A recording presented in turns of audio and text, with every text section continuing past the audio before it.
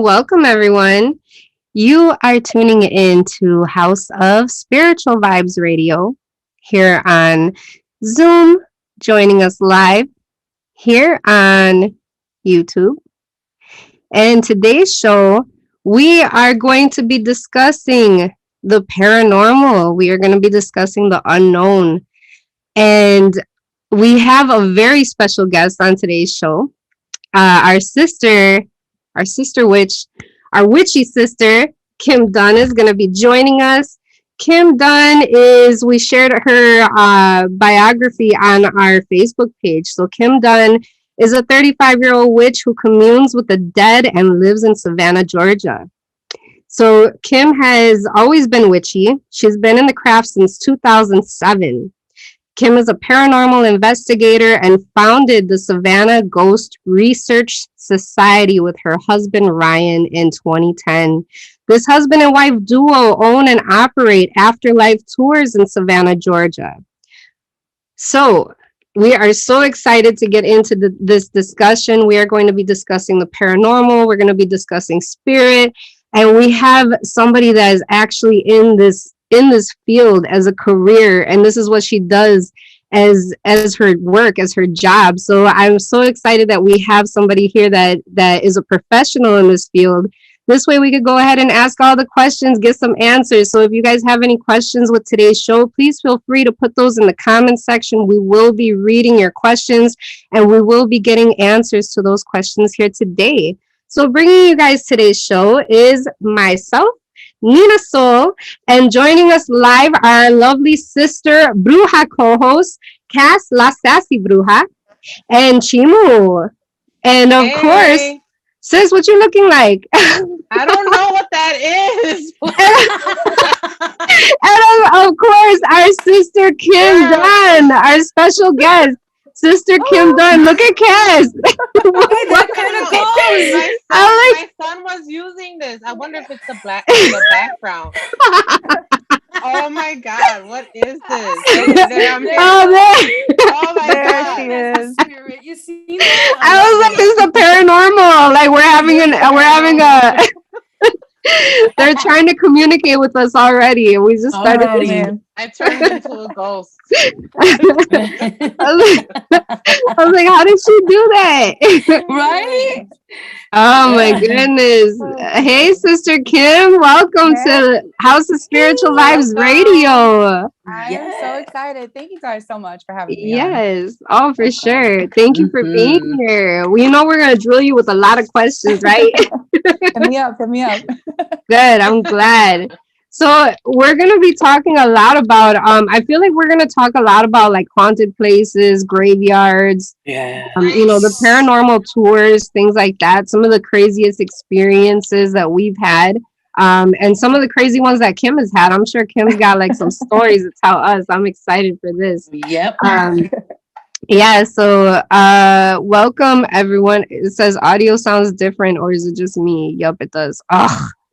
All right, hold on. Let me see. That was a good intro too. I hope. I know. I don't know. It sounded fine to me. Is that better? Like, is that better? Oh my God. I don't even know where Oh, that was from Men in Black when he pulls the skin back, the Igor skin. And he's like, is that better? Okay, hopefully that's better. I hope y'all can hear better. Oh my goodness. So I know the paranormal, like the ghost tours, I know that Cass and Chimu, like they dig that shit. Me, yeah. I haven't purposely gone ghost searching or I don't like ghost hunting. I just feel like that's like, I don't know, but ghost searching or, communicating with spirit. I don't feel like I've ever really done that on purpose, but I have had my experiences.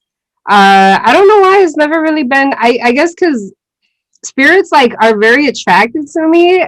I mean, so are regular people, but I don't know, the spirits be like she's fucking fun. Let's latch on to her. Let's have a good time. Let's ride Damn. this one. Damn. I was saying. So I'm just like, I don't know. I haven't. And when I do, I feel like I need to like protect myself. Like I need to wrap my head and put the cotton in my waistband, bring that Florida water, put cascarilla on the bottom of my feet, like all of that. There's just a lot that I need to do so that that don't happen, because it's not, then you got to get like yourself, you got to get a cleansing, you got to get possible exorcism done. It's like, that's like, yeah, so Next level. Yeah. that's next level type shit. So how about we get into, first I'm going to start off with a disclaimer. If you have never communicated with the dead, spirits, ghosts, paranormal, definitely do your research. Preferably, go with somebody who's experienced, who can kind of train you, almost like teach you how to do it properly, because there's a proper way to doing everything. You know what I'm saying? You can't just go up in there, and I know a lot of people Ghost, where do. you at, Ghost? Right. A lot of people do, and I've seen it. Oh my gosh. And I've gotten to know some paranormal investigators that is like their lives, their personal lives are just like not in a good place. And it's because and I'll ask them too, like, do you protect yourself when you go and communicate with spirits? Or when you go, how they say ghost hunting, when you go ghost hunting, are you protecting yourself? A lot of times they don't even know what the hell I'm talking about. Yeah. So I definitely feel like witches who are into paranormal investigating are like, I feel like their level of safety and security is a lot better than somebody that's not familiar with with that energy aspect or with the spiritual aspect, as far as knowing that you have to protect your own energy. So I have seen, like, I've known some people to use that box. What's that box thing, Kim? What's that called? There's a spirit box. There's a Spirit box.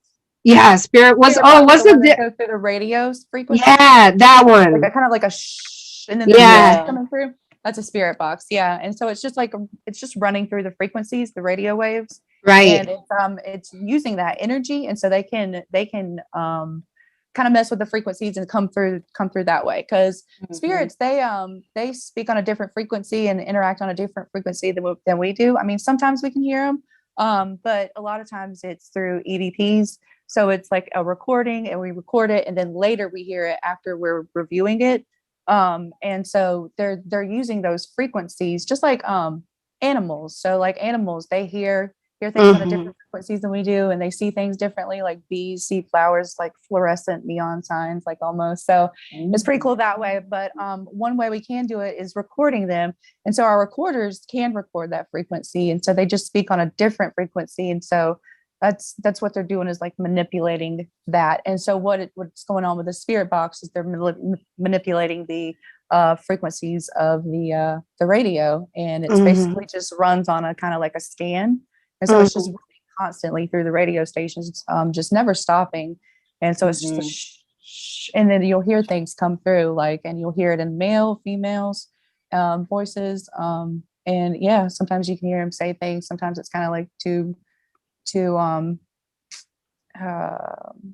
of botchy, if you will. But yeah, that's definitely one of the ones that pieces of equipment we use and have. We don't tend to use it that much. Is there something better that, like, what's the right? I was just gonna say, is there something better than that?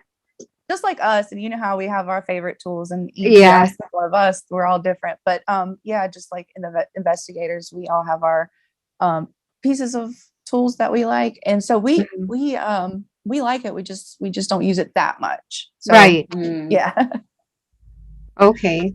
And on that spirit box, is there like a lights or something that kind of light up to let you know that it's picking something up, or is? Yeah, on different ones it can, just depending on the kind, I guess, that you get. It right. different. characteristics that they have on them. So yeah, some of them do light up and can show you like the wavelength and everything, but it's already going through the radio station. So that wavelength kind of like is already Right. the light already kind of flickers a little bit, but Right. the voice comes through, it's just a little bit different. Yeah. Oh, wow. Okay. So, sis, since we started talking about like maybe we should start out with talking about protection. Yes. Like Okay. what are some, yeah, that's like always the best place to start, I feel like, when it Yeah, comes to doing this, 100%. right? Yeah, when Mhm. we got into this, we we were it was my birthday 2010, and we didn't do any of that. I brought candy and like an offering because we were going to a cemetery playground and stuff like that. But we didn't protect ourselves, but we learned really quick. We were just like kind of raw dogging it and going willy-nilly. You definitely for your safety, your sanity, your soul, you have to use protection. So yeah, definitely 100. Was there some backlash like by not protecting yourself the first Oh time? man. Yeah. It's just like Yes. And it all depends on what you're messing with too. You know, you just going to I mean, you know, we've done cemeteries, we've done old schoolhouses, we've done hospitals, we've done sanatoriums, we've done we do private cases, but it just depends on where you're going to. And you know, some stuff isn't good enough. So when I was in the beginning stages and I thought I knew what I was doing a little bit, I'm like, okay, I got my stuff, I'm protected.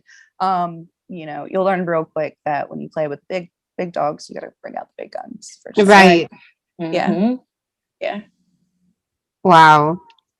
So yeah, sis, now that we have let's see, we have a few people on here watching. Is there anything that you want to include that I didn't say in the bio? Anything that you wanted to mention while we're getting started into this conversation?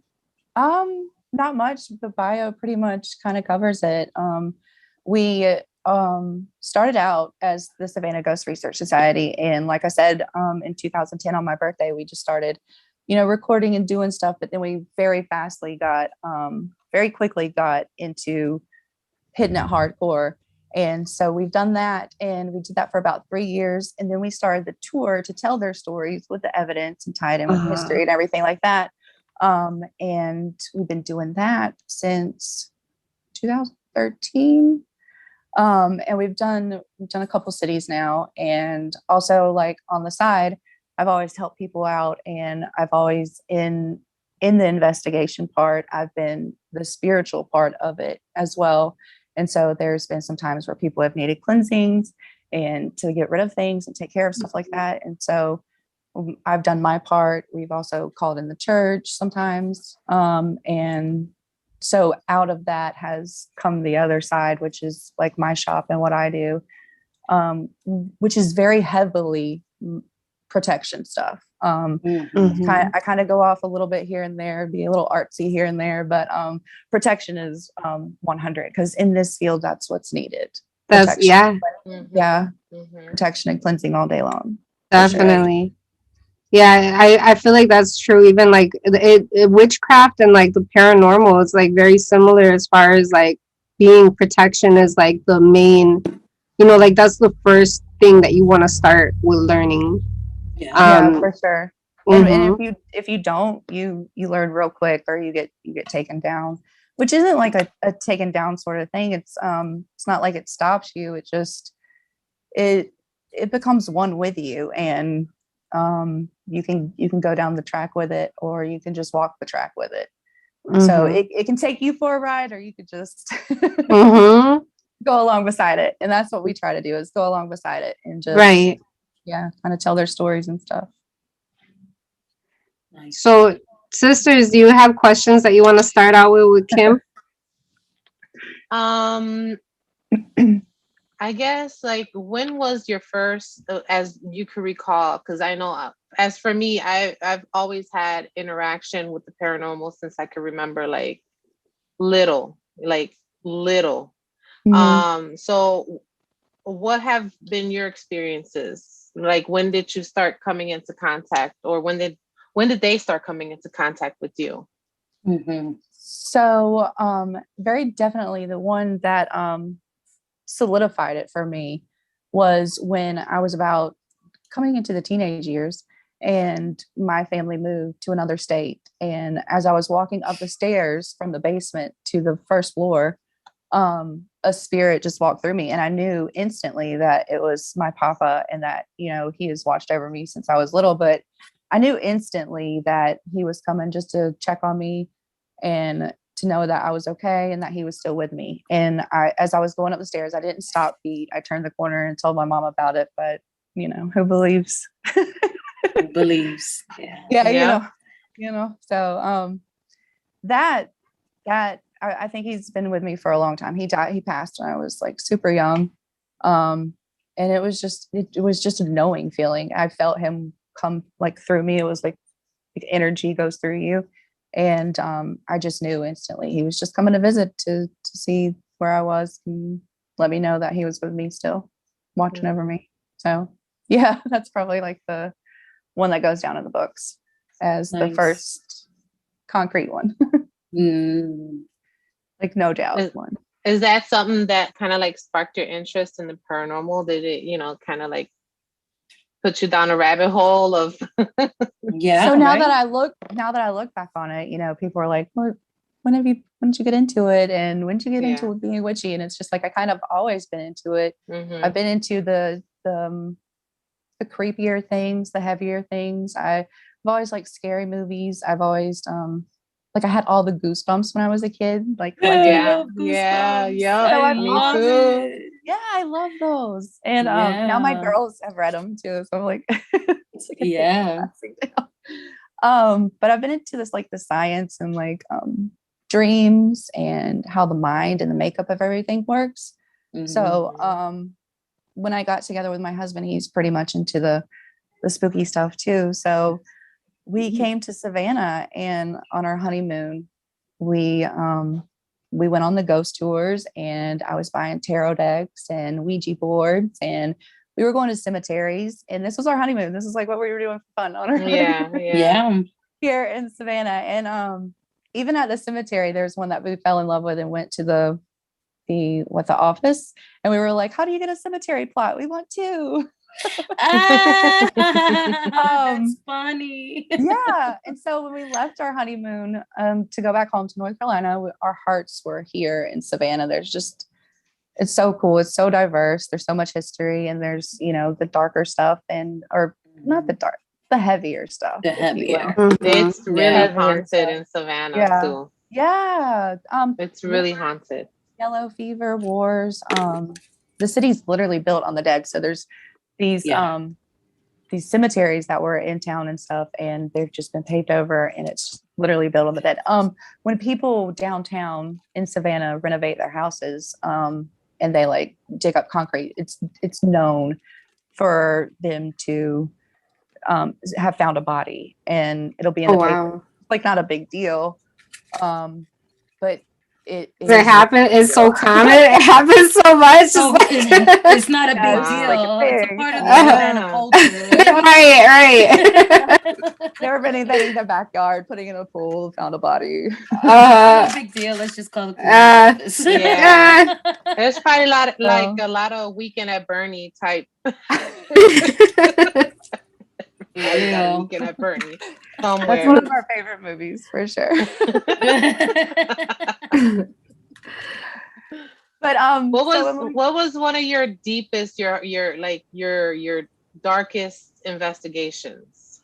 Yes. So the heavier stuff. Okay. Yeah. Do you want the fluffy heavy, or do you want the heavy? No, we want heavy. We want the heavy. Okay. Oh, it's about to get heavy. She just took a sip of water.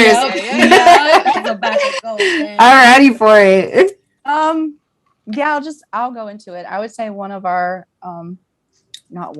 our heaviest case, our worst case, our scariest case was the haggling case. And sometimes if my house is super active, which is kind of right now a little bit, but if it's super active, I won't even talk about this case in my house. I'll ask everybody just if they're talking about this case to go outside. So kind of breaking my own rule. Ooh, go outside, Kim. Go outside. Yeah, take the whole thing outside, sis. Yeah, right. It's that serious, you guys. I mean, We'll start burning I'll sage take before care you of it tell if us. there's anything Yeah, after. yeah, Yes, yeah. I'll be like, but the Haglin case has to be our worst case to date. It was sorry, I'm not making eye contact. I'm really bad about that. So it was 3 Savannah SCAD students. So SCAD is a college here. It's an art college here in Savannah. And there was 3 students who lived together in a house here in downtown Savannah. And they were literally about to graduate. They put in this so many years and they were about to graduate. And we get a call from their dad in New York, one of their dads in New York. And he told us about the case. And as soon as we got the case, we knew what we were dealing with. You just kind of know with what they're going through and what they tell you they have gone through, the things that have happened, the things that they have witnessed. You know right away what kind of case you're dealing with. And this was one of the heavier ones. And so with this case, we did have, throughout the years, we've had quite a few people on and off our team, the Savannah Ghost Research Society. And this time I told my husband, I was like, it's just got to be me and you. This is our other investigator is too green, too new, too vulnerable to go into this case. And so we do take precautions like that. But we were definitely going to help these girls out. And it was, so we went in, I'll give you the short version and then I'll give you the details in a second. So we went in and we investigated to see what we were dealing with, but to also get evidence and to just to solidify what was going on in the house. And so once we investigated, we realized what we were dealing with, and I did a cleansing on the house. And 3 weeks later, things started to act up, and threes, you just hold on to that. We'll come back to that later. Mm-hmm. But 3 weeks later, we got a call again, and it was active again, but worse this time. And so we called in the local Catholic church. Actually, we called our church first, which is a Methodist church, and our pastor said that, he understands what we're going through, but we need to call the Catholic church. And so we called the Catholic diocese, and then we called the Catholic church downtown. It is the Cathedral of St. John the Baptist. And we got in touch with Father Furman, and he came out and he exorcised the house and took care of everything. And the girls graduated and went back home. There's way more to the story, beginning to end, and even afterwards, the things that happened afterwards. And you could probably tell the way I'm talking, like it still affects us. Right. It's definitely, wow, guys. Yeah. I don't know. I'm kind of speechless right now. That's how the case gets me, though. That's how this case gets me. And it'll get me kind of like out of breath and just kind of like very nervous and on edge. Like I'm very on edge right now, but it's very real. It's very real. And I felt for those girls, and I definitely went in there like a mama bear and did what needed to be done, but it was way bigger than us. And I'm not too proud to say that. And so we called in Father Furman, and he brought in relics. And I don't know if you guys are familiar with the church, but the Catholic Church, they have these relics that they have locked up and they only use for certain things. And it's, I don't know, they kind of keep it on hush hush too. So he brought in all these spiritual, high vibing things. And there's also things that he has to do before he goes in, just like I did before I went in. But even more so and more honorable. Like, I think there's a little bit of fasting, definitely a lot of praying, and there's just a lot of stuff that he does before he goes in and after he comes out.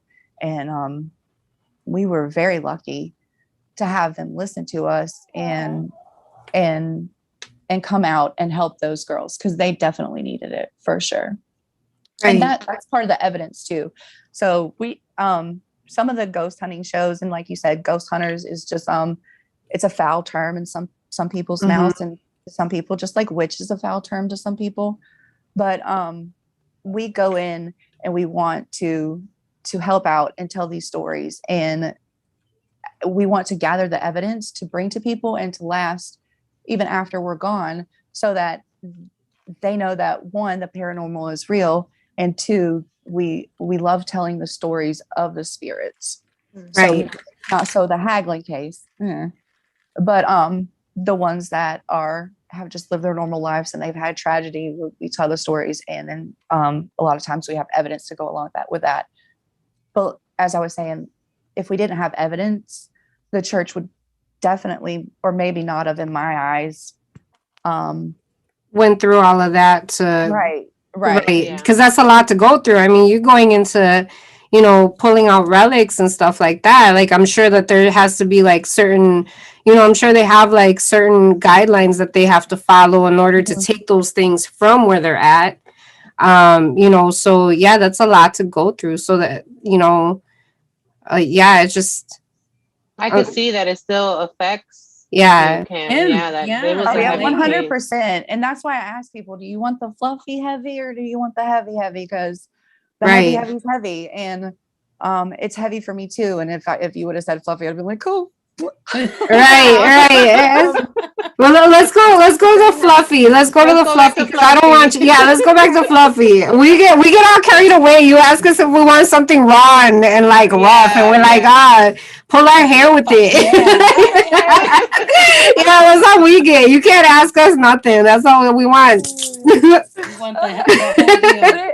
It's totally okay, and like I'm okay talking about it because people need to know, people need to hear it, and there's some people Yeah. that don't believe it, and they hear it too, and that's okay. They don't believe, but it's real, and people need to know. And so it's not For just sure. willy-nilly.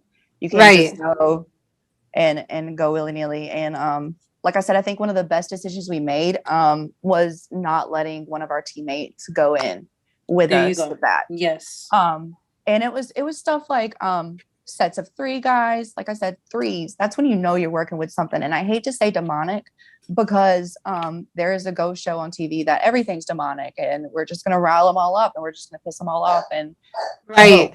when I'm telling you this story, I'm telling you it was demonic, and I'll tell you how we know, like how we went. We're like, okay, we know what we're taking on. Let's go in. It was sets of 3s. So there was 3 scratches on these girls. There was 3 girls in the house. There was 3 girls that lived there. There was the time would change. So it wasn't actually, it was one time where she was woke up at 3 a.m. I'll get to that. But the time would change in their house. Their clocks would be turned back 3 hours or turned ahead 3 hours. There was one night where the daughter, the gentleman who called us from New York, his daughter, she was woken up around 3 a.m. And what was happening was she heard a crash. And we live in downtown. And so she didn't think anything of it. And she kind of went back to bed. And then she started feeling like she was being pinned down and like just beat up. Like somebody was just coming at her, attacking her. And so she started screaming bloody murder. And her 2 roommates came into her room, flicked the switch on. And when they flicked the switch on, and she pulled the covers off of her, she had scratches on her. She was bleeding, and she was laying in a bed of glass. And the crash that she heard was her mirror in the other side of the room breaking, which ended up in the bed underneath her. So when the father came down to visit, he went into the shower, and he came out of the shower, and on the mirror in the mirror, the fog of the mirror, they're mine. Oh, wow. There was foul smells. There was poltergeist activity, like stuff moving, like chairs and stuff moving. She said she came into the house and she was bringing in her groceries. And my husband thinks it's so funny. And I'm like, it's not funny. People aren't going to believe you. But he thinks it's so funny because it reminds him of the movie where the little girl is in there and the mom puts her down with the helmet on. Yeah. And then she starts she like slides on the floor. Yeah. Poltergeist. Around, and the chairs are all stacked up. So this is the type of stuff that was happening to them in their house. She came home with groceries, and she was putting the groceries away, turned back, and the groceries were all stacked. And then the stuff was happening with their dining room chairs and stuff like that. And so we went in and investigated, like I said, and We also cleanse and stuff like that. But between the time of the investigation and the cleansing, the entity became a traveler, and it was known to be a traveler before. So the girls would tell us that when they would go home for vacation or like spring break or whatnot, or like winter break, they would have activity at their houses at home. They went with them. With their parents and their Right. family. Right. Wow. And so it was known as a traveler, but it became a traveler to us. We became aware of it because it became a traveler to our home. And so I'll just be honest. So we definitely had a tall shadow figure that was intimidating to my girls. My oldest was the only one like old enough to articulate these things. And she was telling us like a tall figure was stand over her ominously and just like very hostile, like over her bed watching her. They also heard me calling their name when it wasn't me. They have seen me like walk by when it's not me. And one night I was sitting in the living room and I told the girls to go brush their teeth and get ready for bed. So they went in the hallway and did that. And in the living room, like my couch is facing my fireplace, and I'm looking, and all of a sudden the fire just lights in front of me, and I'm just so shooken and taken back that I literally screamed for the girls, like, come in here, do you see this? Do you see this? And so they're like, yeah, what is it? Like they thought I had done it, and I was just like, okay, you see it, go brush your teeth. And then it just went out, and just a lot of things like that would happen. And after everything was taken care of, it was a very hungry spirit. It just really wanted to take hold of something, anything that would to exist. Yeah. Right. And the more energy it could get, the better. Yeah. And that house has been known to have that spirit in it. There's also like cackling too, off the front porch. There's like this lady, like just like laughing hysterically, but like a mean laughter. And that house has been known to be haunted. And they had come in there, and I would swear to you that it was invited. That's the best way I can say it, like nicely. Like it was conjured? Like not knowingly, you know. You come to Savannah, like I said, I came to on my honeymoon, and I was buying Ouija boards and looking at cemetery plots and getting tarot cards. Like you just have that interest, and I'm not saying anybody did it on purpose. I just feel like somebody was into that stuff, and it just fed off of that. Right. So I don't think and I try to say it the best way, nicely, you know, like we're all green, we're all young, and we don't know what we're doing in the beginning. And sometimes, you know, when you're in the middle of something like that, and then you light it up, you're just only like playing with fire, you know? And so, back to when Father Furman came in, he came in and exorcised the house, and the girls did graduate and stuff like that. But, and it's just so hard because it's like a private case, and it's like, how much do you tell? How much do you not? Yeah, it says if you don't feel comfortable, we can talk about a different one. That's okay, because they've actually been on a TV show. So I think it's better for people to know and be aware, and maybe, you know, coming out with the worst case and telling everybody would let everybody know. To just maybe think twice, like think twice before, because I do feel like in the witches community, and I'm gonna say it because I'm honest, I feel like in the witches community, I feel like when you know, a lot of people watch YouTube videos and they're watching other witches, you know, going into the graveyards and, you know, doing things with you know, working with spirit like that's automatically like they're like, oh, I want to try that too, I want to do that too. But it, like I had said in the beginning of the show, I don't know if we're live yet. I think we're live. Like I had said in the beginning of the show that my energy, I feel like I'm too energetic. Like I'm too like I'm a whole party. So I feel like spirit would just look at me and be like, ooh, you know, like oh, like, you know, that's the one that's gonna get us places. I don't know, like that's just my thought of it. So that's why, I mean, the only spirits that I communicate are ancestors and spirit guides of my clients, or, you know, of my own. But as far as to get into the paranormal stuff, I've never really felt drawn to it, and I just want other like witches who are coming into this path to know that that's not something that you have to do. If you Mhm. don't feel like it's if you don't feel like it resonates, don't feel like that's what being a witch is, that you Right. automatically want you have to communicate with the dead, like Right. Yeah. it's not for everybody. So I'm really Mhm. glad that Kim is putting a lot of, she's telling everyone to exercise their caution, Yeah. when, getting into something like this. And again, I'm not familiar enough with the paranormal investigations to know if people that have like a high energy are more susceptible to getting like latched onto. I think So, so. I'm sorry. No. I was just saying, like, I think so, because it's like a lot of times too is like when going out to do like these investigations, and you can tell the ones who are trying to make a buck off of this type of platform, right?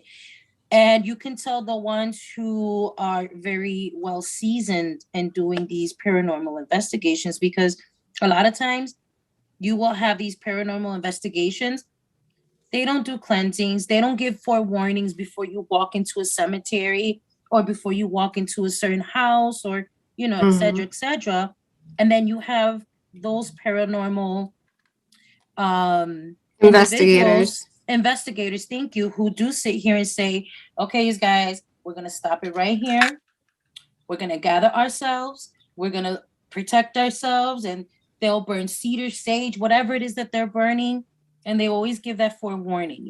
So, I mean, I think that when spirit attracts to something, especially like you said earlier, she's going to take us somewhere. She's going to take us places. That's the attraction that I feel that a lot of these spirits have that are lost.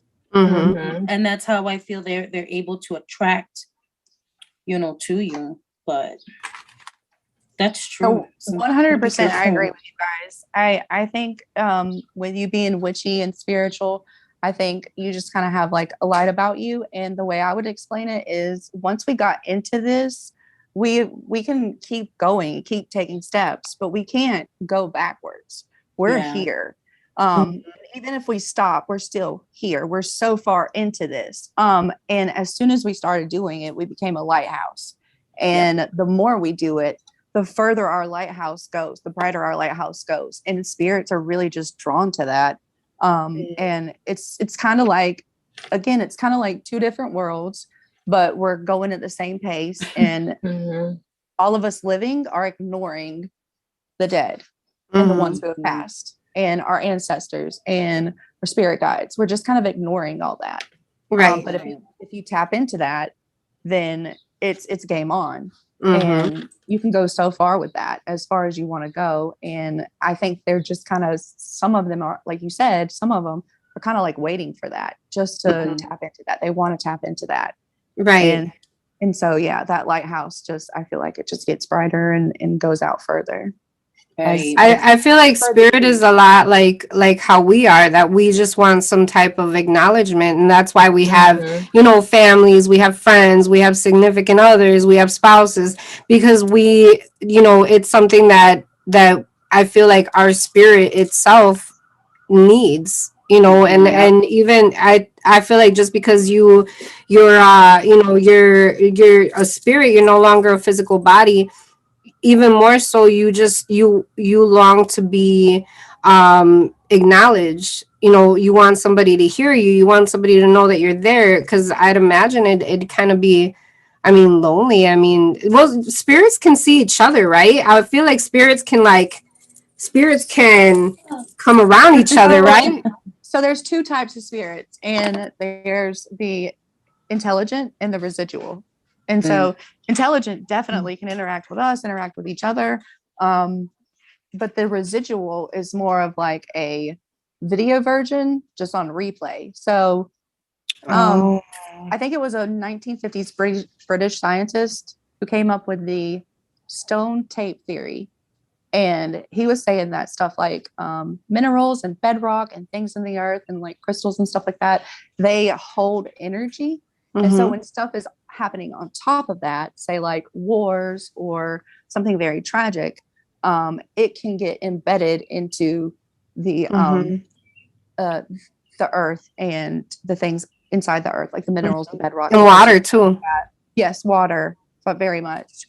And so once it's it holds that energy, it becomes on a replay, like a video on replay. And that would be things like if someone shot themselves, you would hear a gunshot on a Monday at that Monday in September at 5:30 when it happened.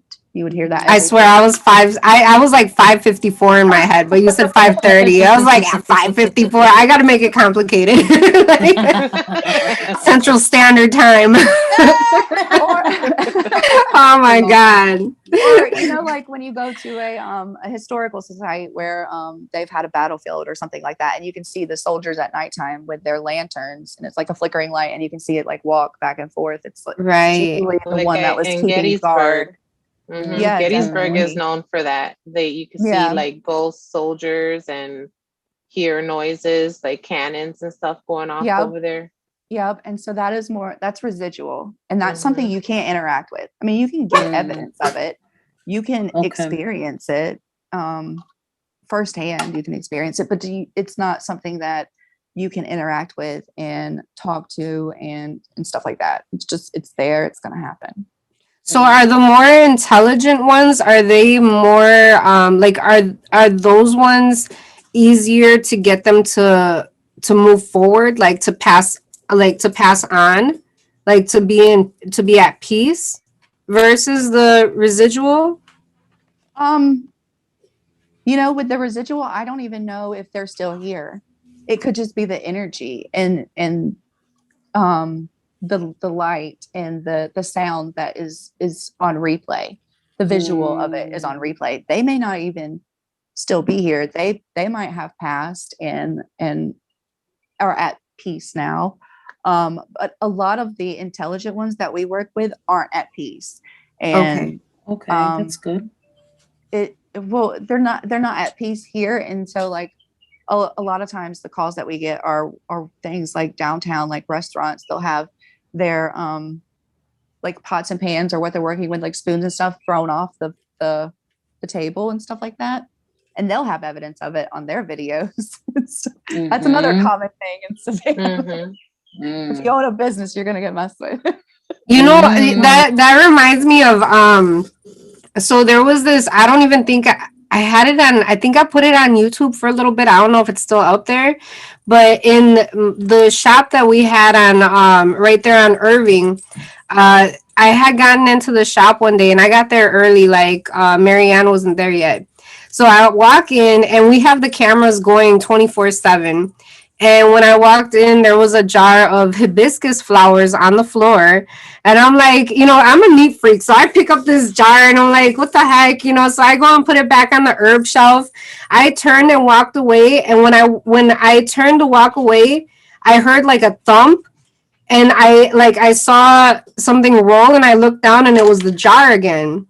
So then we went and replayed the camera. And you could literally see me put the jar down. It was set down. Like I set it down. It wasn't, there was nothing under it. It wasn't wiggly or anything like that. I set it down. And then all of a sudden you see me turn around and you just see the jar fly off the shelf. Wow. And literally like somebody was like, bitch. Like, I said I want this hibiscus. I said I wanted it. Right. Yeah. So, oh my gosh. I was like I don't know, it didn't scare the shit out of me, but it kind of like it surprised me, you know, like I wasn't expecting that. Yeah, so I mean that was like one of the more interesting things that you know, just catching it on camera, like you know, and like how it didn't tip over, but it like flew. Right. Yeah. Mm-hmm. It's a high for sure, definitely, when you like catch something like that on camera. But then it puts you in this space like, oh, right. Yeah. You're just like, going about they're gonna keep on doing it now. Because Because just it's trying to go almost about like the they day to caught your day. attention, so now you see what they're doing. So it's Mhm. like, oh, she notices me. Okay, well, She let's do noticed some me. more shit so she can Yeah. notice me some more, you know? Mhm. Right. Those are the intelligent ones, I assume, right? The ones that can Mhm. like throw some shit and like move Yeah. some stuff and Mm. Definitely. Mhm. Definitely. And they vibe off the energy. So that Oh. place you guys had was probably just like a mecca for energy, all the crystals, uh-huh. herbs, and like all the spiritual work that you guys were doing, the readings that you guys were doing. It was probably just a mecca of energy. And it produces energy for them to manipulate and use Uh-huh. enough for it to be like, psh, you know, Right. and you can tell the type of energy they have, how much energy they have with what they do and how much they can't do. Oh. See, and I didn't feel like it was an angry one because I'm like, they could have threw, it could have threw that jar like right at the back of my head. You know what I'm saying? Like it could have did Yeah. something like, but it didn't do that. So I felt like it just wanted, The I don't know, attention? it just wanted the attention. Now there was a time that somebody that I was very close to, their one of their ancestors was trying to communicate with them, and that person wasn't communicating with them. This person was very familiar with communicating with spirits and stuff like that, but she had kind of like forgotten about her for a while. So I'm sitting down watching TV, and all of a sudden, like, I don't know what happened. Oh, the TV turned off, and I was eating dinner. All of a sudden, like, I started noticing every time that I would put food in my mouth, it tasted like blood. Oh God. So and then like the name popped in my head of my friend. So then I called her and I told her, I said, hey, I said something's going on right now. I was like, the TV just turned off. I'm like, everything that I'm eating is tasting like blood. And she said she's like, that has to be my aunt. She's like, because that sounds like things that she would do. And also too, before she had passed, she complained that everything she was eating tasted like blood.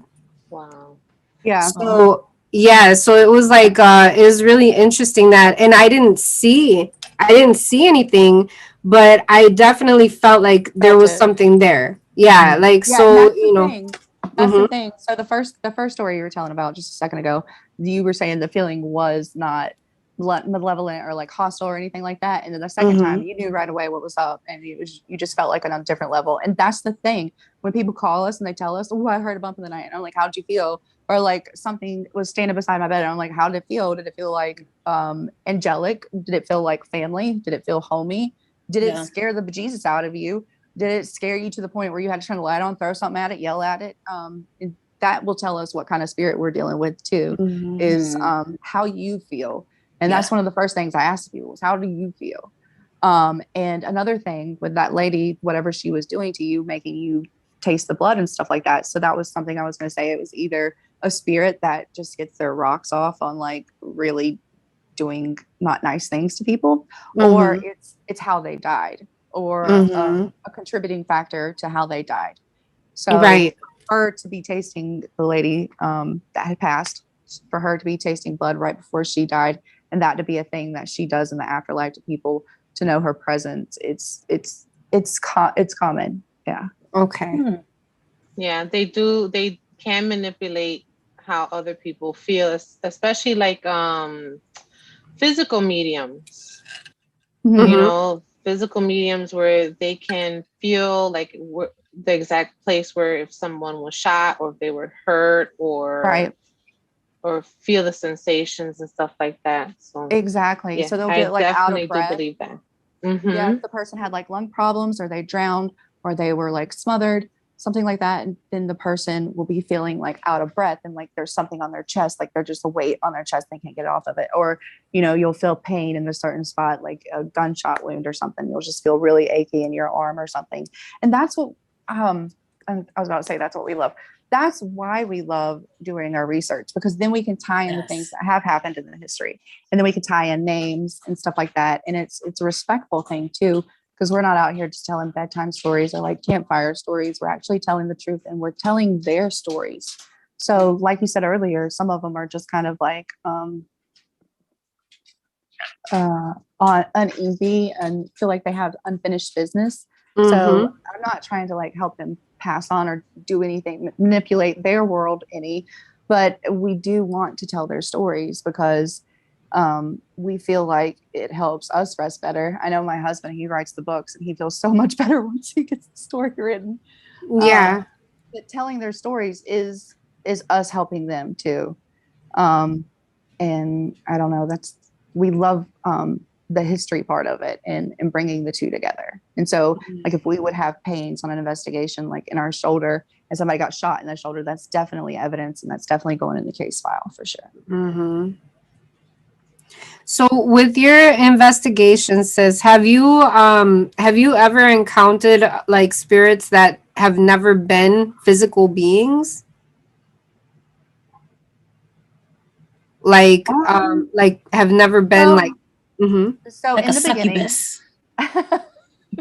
in the beginning we played with the Ouija board and we had things coming through. We would ask the name and it would be like Almighty and Christ and stuff like that. So we didn't know what we were messing with then, and we very quickly stopped that, and it's been put away ever since.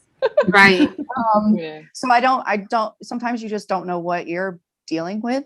But I would say, if I had to say one of them, I would say the Haglin case. I think that was not human.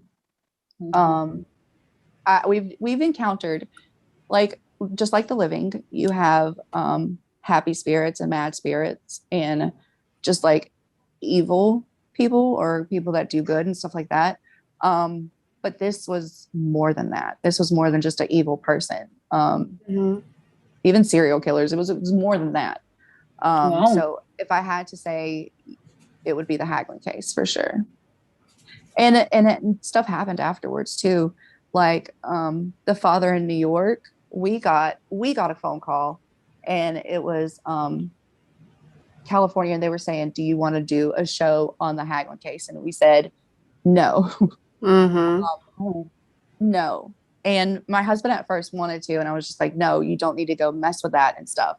And sometimes in Hollywood, they want you to do things a certain way, and that's probably why we don't have a TV show of our own, is because we don't do it that way. We don't make up evidence. We get what we get, we do what we do, and we don't go in shaking things up either. We do shake it up, but we don't go in intentionally aggravating spirits either. Right. So, Yeah.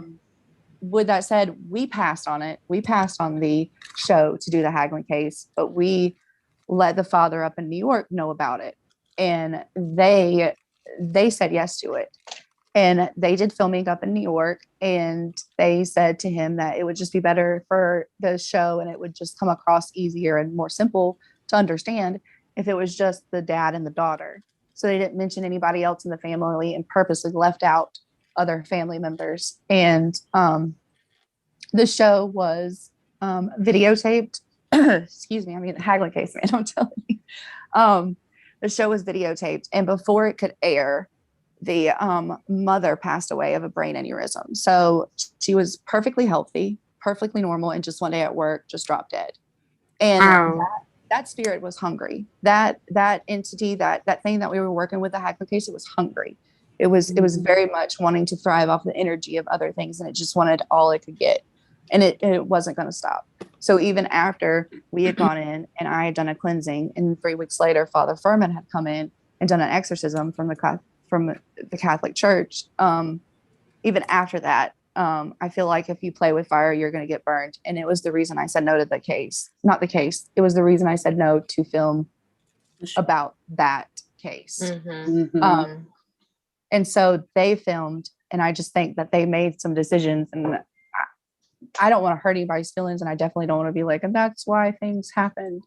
But to me, I feel like that spirit didn't stop until it was fed, and there was actions taken and things that happened, and that just it literally takes my breath away. And like I said, I won't talk about the Haglin case in the house unless, like, I'll probably do some cleansing and spraying and stuff and take yeah. I was gonna say, but, definitely, yeah, for sure. It's just like if you play with it, you're gonna get burned. And if if you would ask me if there was a spirit that or entity that wasn't human, that would be the one. That would definitely be the one. And I bet you to this day, oh man, spit my words. I bet you to this day it still thrives off that house. 100%. Wow. I don't go by there. My husband was like, "Want to go by the house?" It was like a couple years ago. I was like, "Oh no, no, leave it be, leave it be, leave it be."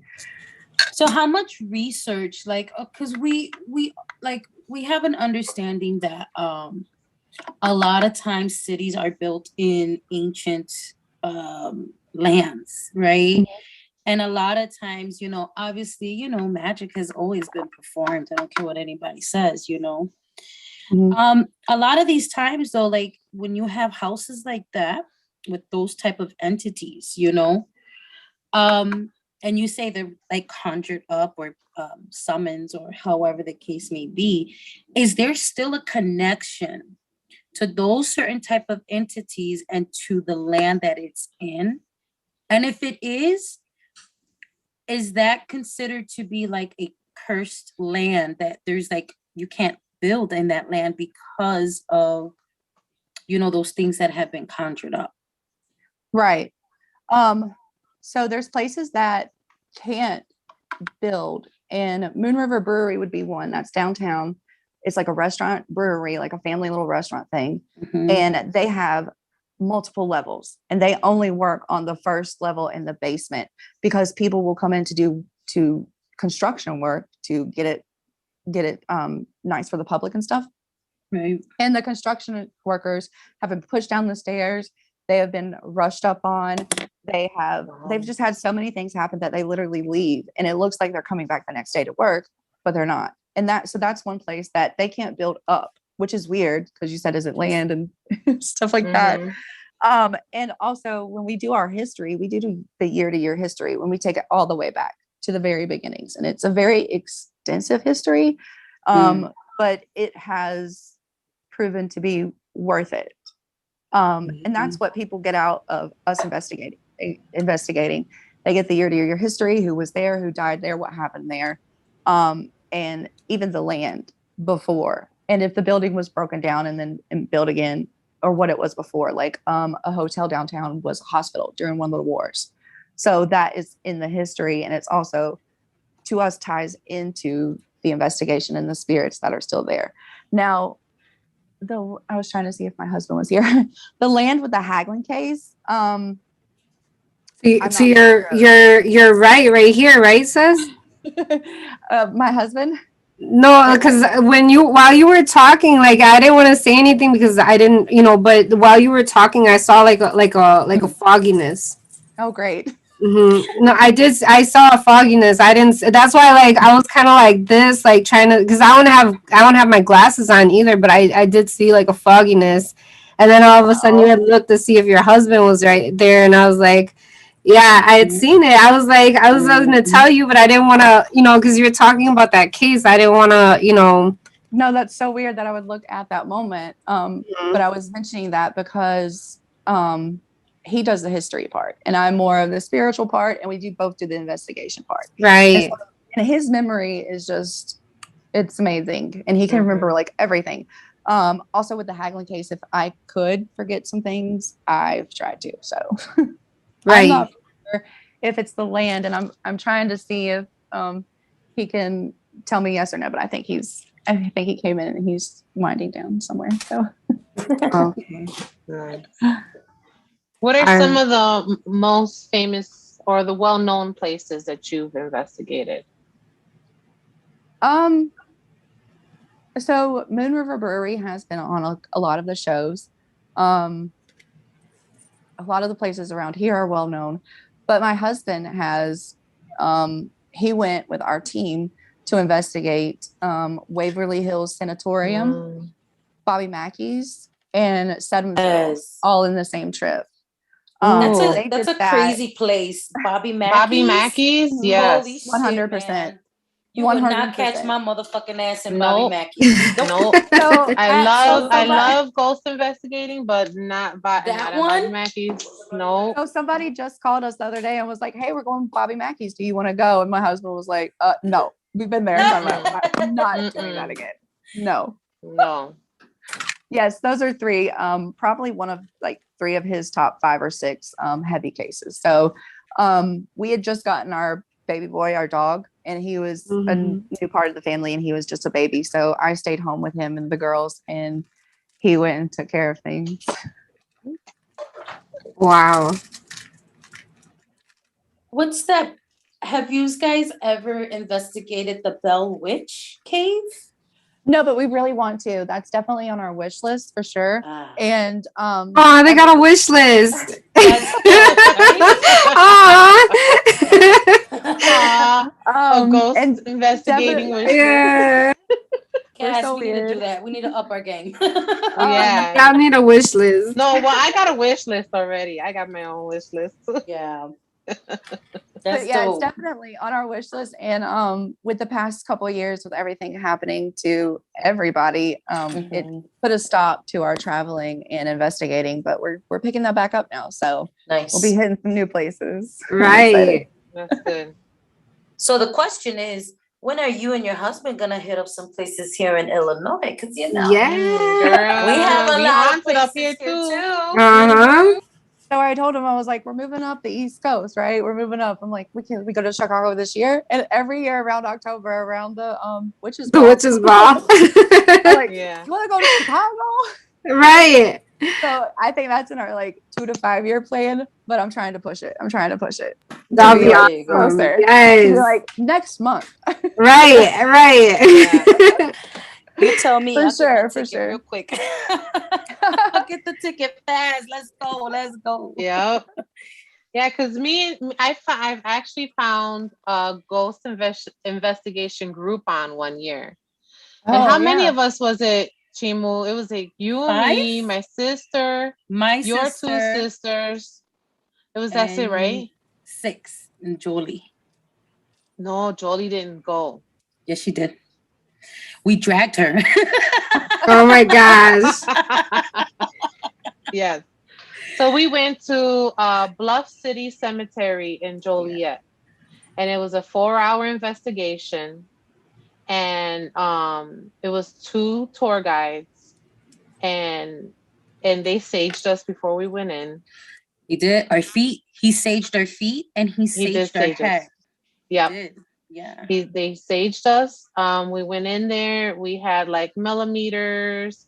We had the little doll that lit up. Oh, the dowsing rods. Yeah, those are some of my favorite. Yeah. He gave us the dowsing rods, and my sister was communicating with. We just happened to be in the section where mostly kids were buried. Yeah. Yeah, and my sister, she's a mother of 4, so obviously, spirits are going to be attracted to energy like that. So, I guess the dowsing rods kept going like this to her, so they were touching her arms. Oh, like a hug. Yeah, Yeah, like they a kept hug, hugging yeah. her. And the guy was like, "Oh, they're hugging you," and she's like, "It's so." And there was one like it didn't want to move, right? They kept asking you questions, and it just like kept hugging her, and she was talking, so she's like, "It's okay, you can stay here as long as you want," and not whatever. But I think we had a interesting night that night. Yeah. How cool for you guys. That sounds so rad. And It was good. Interacting with children that have passed is such a beautiful thing, yet one of the saddest. It will leave you Right. It so is. Yeah. so sad. But it is beautiful because they're there. So why not interact with them? Why not give them a little bit of love and attention too? So Yeah. Yeah. I think that part of the cemetery that we did that, the children's part of the cemetery was the most peaceful part of the Yes, cemetery. Yeah. Yeah.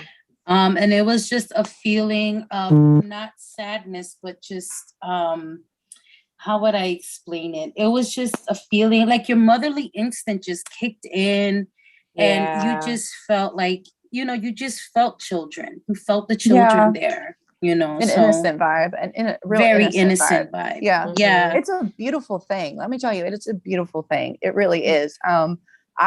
We've contacted a couple of them at the Colonial Park cemetery here, but right beside the cemetery is a playground because that's how Savannah rolls. Yeah.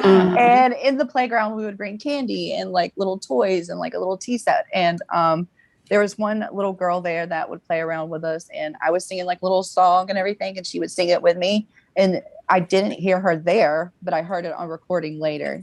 And Yeah. she would Aw. giggle. And Aw. while I was there, I could feel like my hair being played with, like just a little bit, you know, just pulling on it a little bit.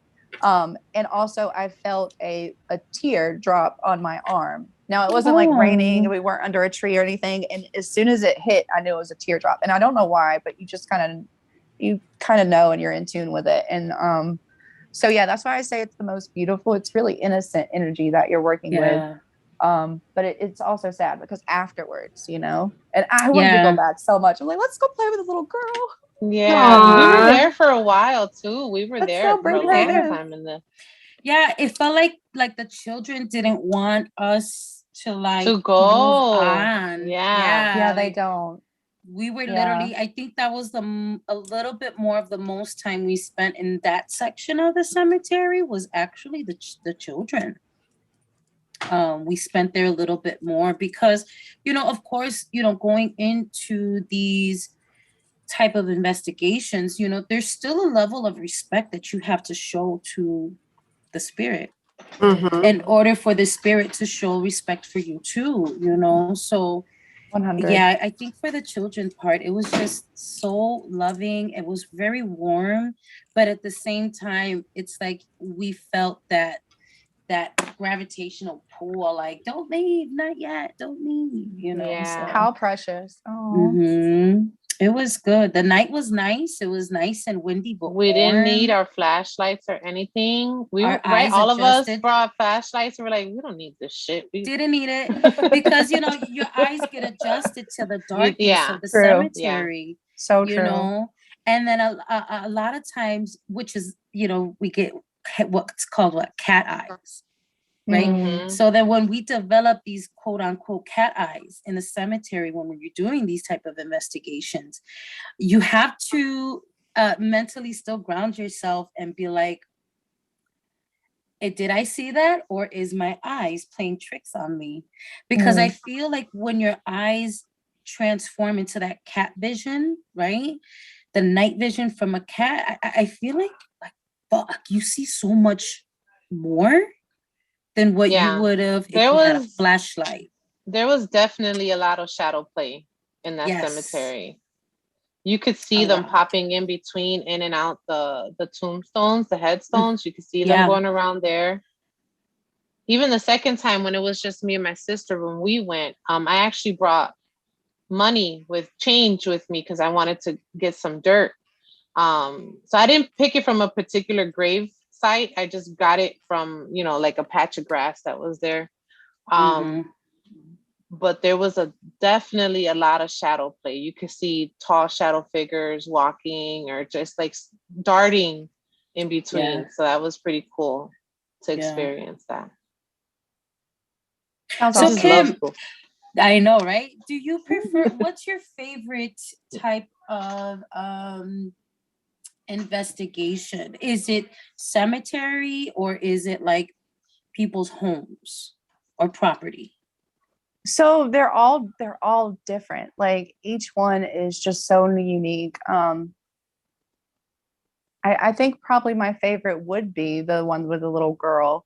I love going to the cemeteries. I really like it all. I love each investigation unless Nice. unless I start playing with fire and I get burned. And then that's when I'm like, oh. Mhm. Yeah. But you know, I mean, that's really hard, you know, that I have favorite equipment I like to use and stuff like that. But when it comes to the spirits, I'm kind of just like down for them all. Like, I'm like, yeah, let's go talk to them. Right. Let's go see what's Mhm. up. What's the history? What's Mhm. their name? Hey, Mary, what's Mm. up? And then when we get the evidence and the facts and stuff, I'm like, let's tell their story. Let's tell their stories. So that's probably my favorite part about it, is just getting to interact with them and tell their stories, and probably showing other people evidence too. So because I've had people be unbelievers and then they just can't deny it when it happens to them. So that's pretty cool. But we've had people come over and be like, oh, we're so into it. And then we just like let them hear evidence and they're gone. Right. Yeah. You never hear from them again.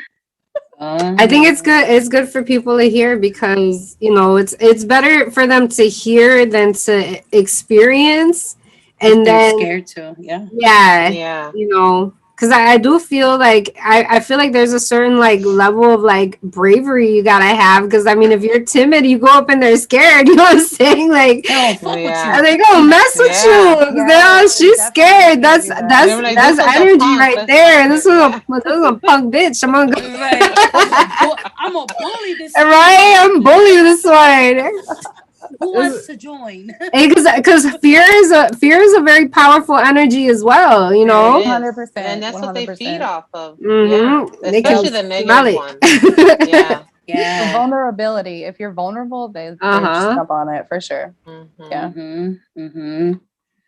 So we're learning a lot of stuff. People with high energy, people who have fears, people who are vulnerable. Be careful when it comes to communicating with spirits.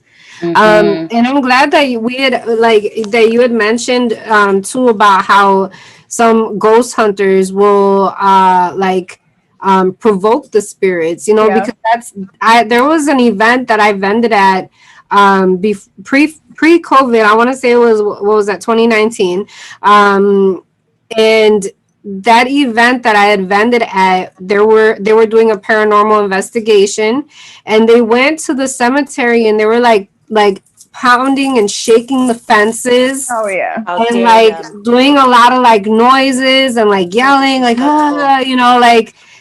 it was just, I was just like sitting there like, oh my gosh, like I was over here like, spirit, that's them. I'm just over here selling my stuff. I'm like, cascaria. I'm over here. I didn't even know what was going to go on. Like, just know that that's them. It's not me. I'm not part of them. They're like, oh, would you like to come? I'm like, no, I would not like to go anywhere. I don't know you. I'm right here. I'm good. Right. Don't even talk to me.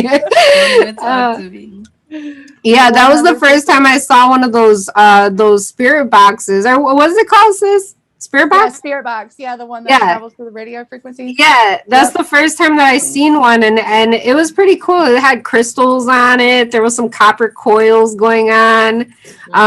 So they were using like crystals with theirs. So that part was cool. But so rad. Just the whole just the way that they were provoking them, I was not okay with. Like, that's so disrespectful. And if you gotta work that hard, do you really know what you're doing? Right. And it's like, no wonder. And then I'm over here talking to them and they're like, oh, my marriage is failing. And I have this and my car broke down. I just lost my job. So now I'm doing this full time. I'm just like, man, all this stuff is, and I'll ask them too, what type of protection do you guys bring when you go and communicate? Like, they're like, what do you mean? Like protection? Like they think I'm talking like physical protection. Yeah, like, we've had people bring a gun or two on a like, what the fuck is they gonna do? Like at an empty hospital. You're gonna shoot Casper? Like, what the hell? Swinging knives just in the air. I know. Oh my gosh. When you do T4C, Nina, and you're reading, and people come in and they're blowing it up, and they're like, "Hey, if you need some, come quick and answer this way." I'll help you this way. Yeah, the ones that are louder and more, they come after it. They're hungry. They just eat at it.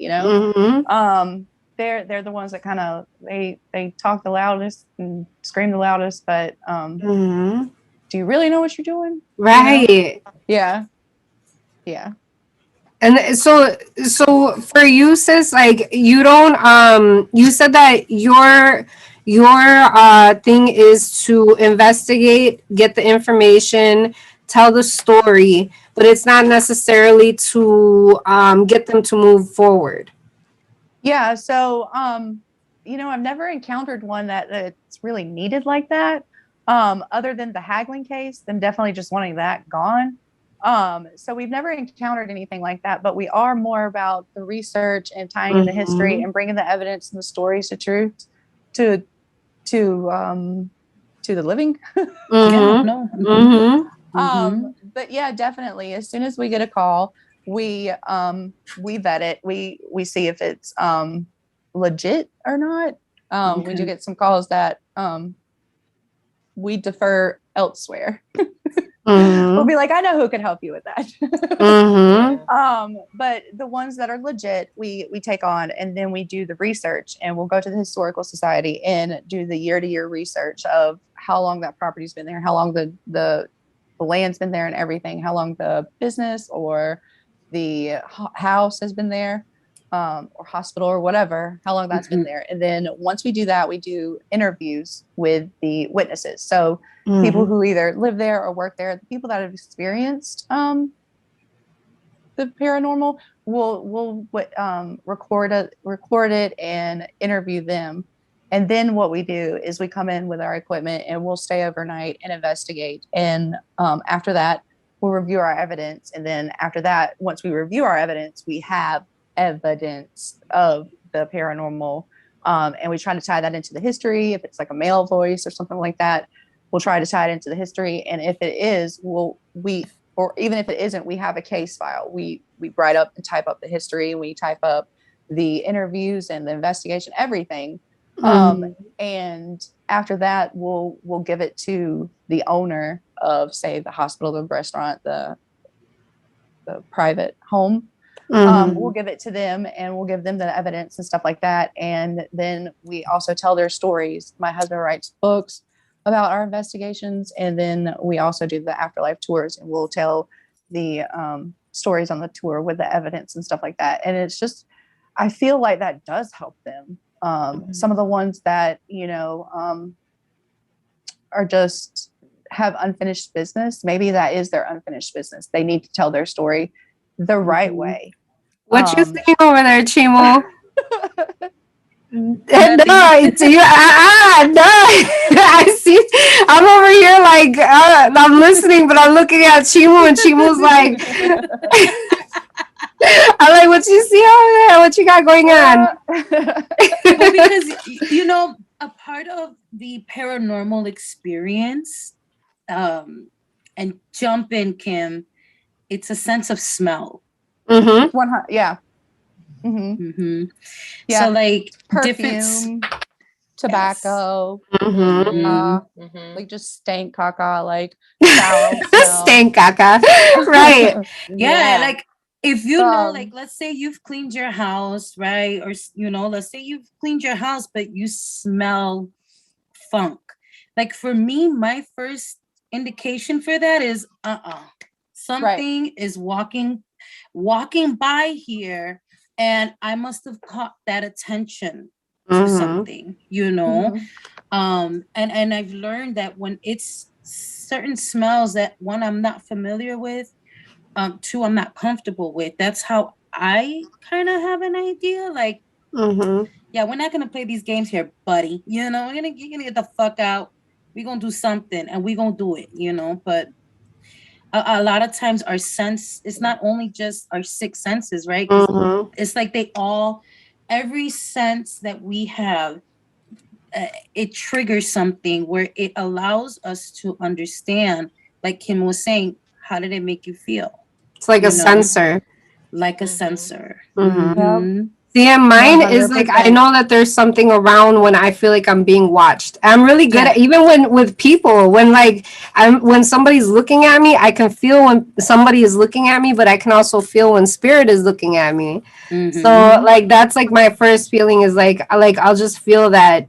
And it's crazy because like when like say I go to a store or something and I automatically have it in me, like there's somebody over here that's like staring at me, And then I look, and sure enough, there's somebody over there staring Right at at me. you. Yeah, so like, and then all of a sudden they do like this thing, like they like, like, it's like, yeah. So that's how it is with spirit too. I'll feel like I'll feel the presence.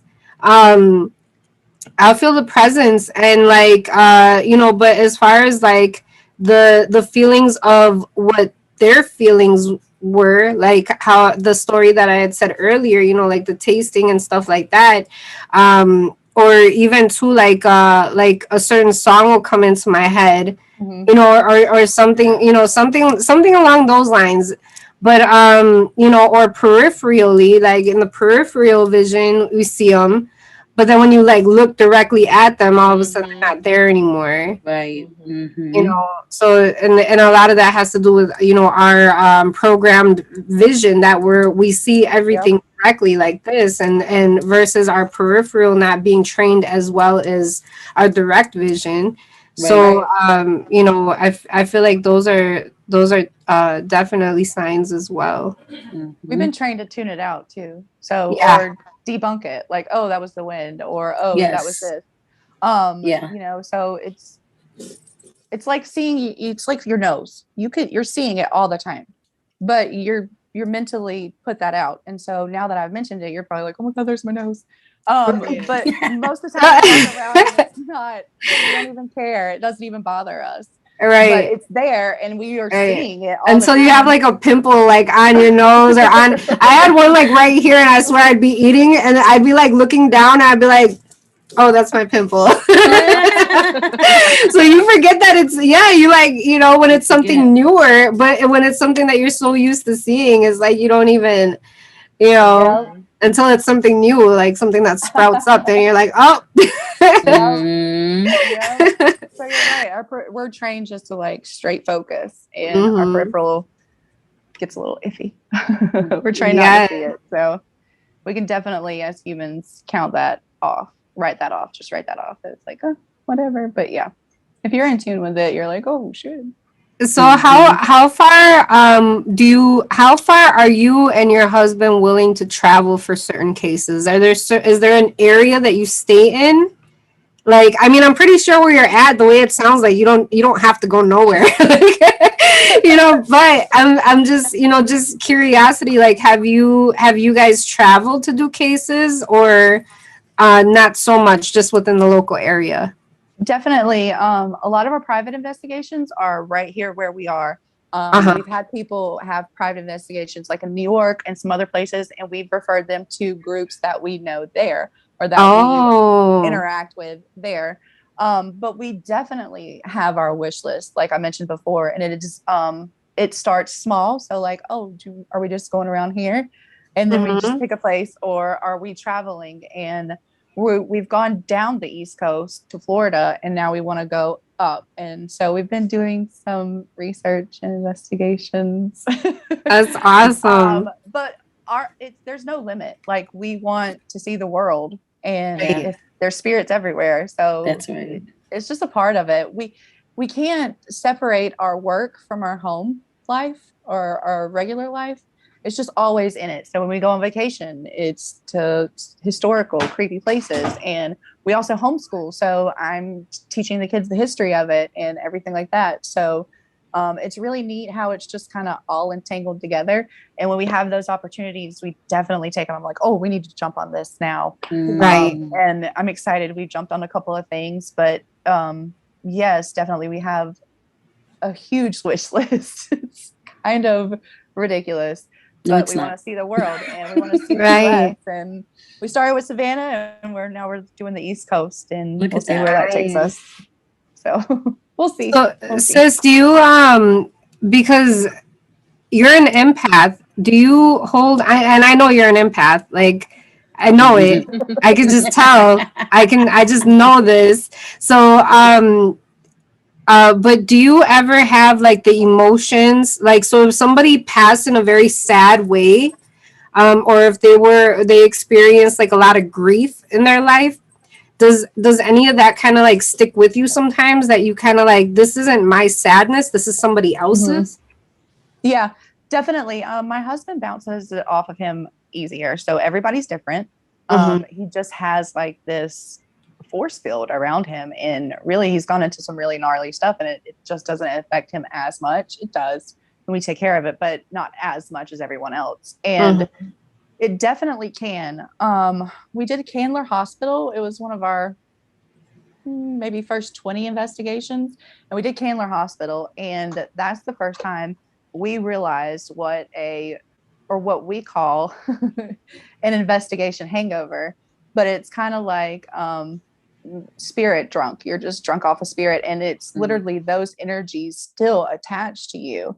And when we did Candler Hospital, my whole family was sick for months, sick. Wow. And we just don't get that sick. But we were all laying up in bed being like, talking about our investigation and not putting two and two together. And we learned real quick about investigation hangover and bone set. The herb is really good for that.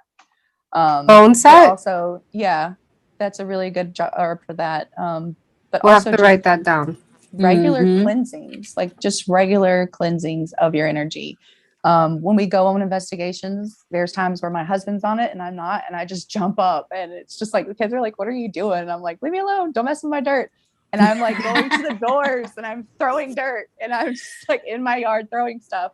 So when he comes back home, he has to cross that, and it's just like a barrier just to leave things where they are. But sometimes when he's on an investigation, I definitely get the inkling, like, girl, go do your stuff so you don't have to deal with it inside your house. That's right. Yeah. Right. Yeah. But it will. And there was another one, the old Chatham County Jail. There was a jail that used to be right beside our courthouse here in downtown Savannah. And I say used to be because they like destroyed it and tore it down shortly after we investigated. But the yard of the jail was enclosed. It had a roof that was like a screened roof. So you could see it was open to the elements. You could see outside just straight up, but it was all concrete, and it was like a small gym. They had like a basketball goal and like it looked like gym equipment in the corner, like mats and pads and stuff. But that feeling was so overwhelmingly sad. And I also, as soon as I went into that room, I went to the corner and put my back to the corner. Like I was on guard, like I needed to watch what was going to happen. And if you think like in jail, they all come out into the yard together. And so they all mingle. And that's the place where like stuff goes down. And also like in the chow hall where they eat, stuff goes down in there. They didn't feel anything in the chow hall, but definitely the yard, I was definitely on guard, and it was very depressing. The fact that like, I felt their sadness, their not scared, but their tactics of what they would do to keep safe. Like me against the wall in the corner, I had like their paranoia almost. Right, exactly. And then also like I looked up, and it was the feeling of being able to look in the sky and it being so open and free, but knowing that like you're stuck there and you're just in this hole. And all you can see is right above you. You can't see trees. You can't see anything else. If a bird flies by, it's like good. Like, oh shit! I just saw a bird. Like it was almost like a UFO. Right. Yeah.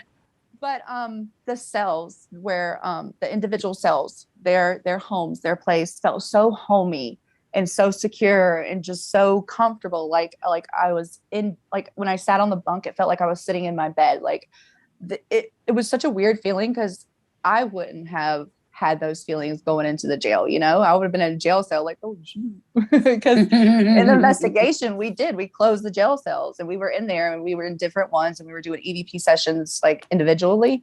But that wasn't the feeling I got. The feeling I got was security and safety and home. And it was like, once those doors were locked, it was just me in my space. And in the yard, the concrete closed in yard, that's where I had all those emotions. And I took that with me for a while. And I felt that for a while. And even being in home and out in the fresh air, I still felt confined. And I still felt those feelings of being, it just took a while. It just took a while. And almost like you almost felt like institutionalized. Right. Yeah. Wow. And that's crazy, but it's true. It's definitely the feelings that were there. So yeah, you do just kind of pick up on their feelings, and sometimes it lingers with you. And like I said, we can't we just take our business home with us. We take work home with us all the time. And like you said, some of those times it's not our emotions. And sometimes, like during the haggling case, we weren't getting along in the household. I was telling my husband that we were having activity in the house and he was flat out denying it. And that's just like, that's odd. That's just odd. It's not something he would have done. And so when spirits, they mess with a lot of stuff. They'll mess with your emotions. They'll mess with just, your household, not getting along with each other, not being able to come together to conquer it, but being torn apart in our own separate ways. And then what they want to do sometimes is take you down. And that's not nice ones. But those are far and few. Well, I mean, the ones that were bad is the haggling case were far and few. If people wanted to, could they Google that case to get more information if they were interested in hearing more about that? Because you said that they told a story. No, then they do like a show or an interview or something. Probably 100%. It's definitely out there. I'm not for sure what show they did it on, but they did. Like if they Google that case, they did like do the show.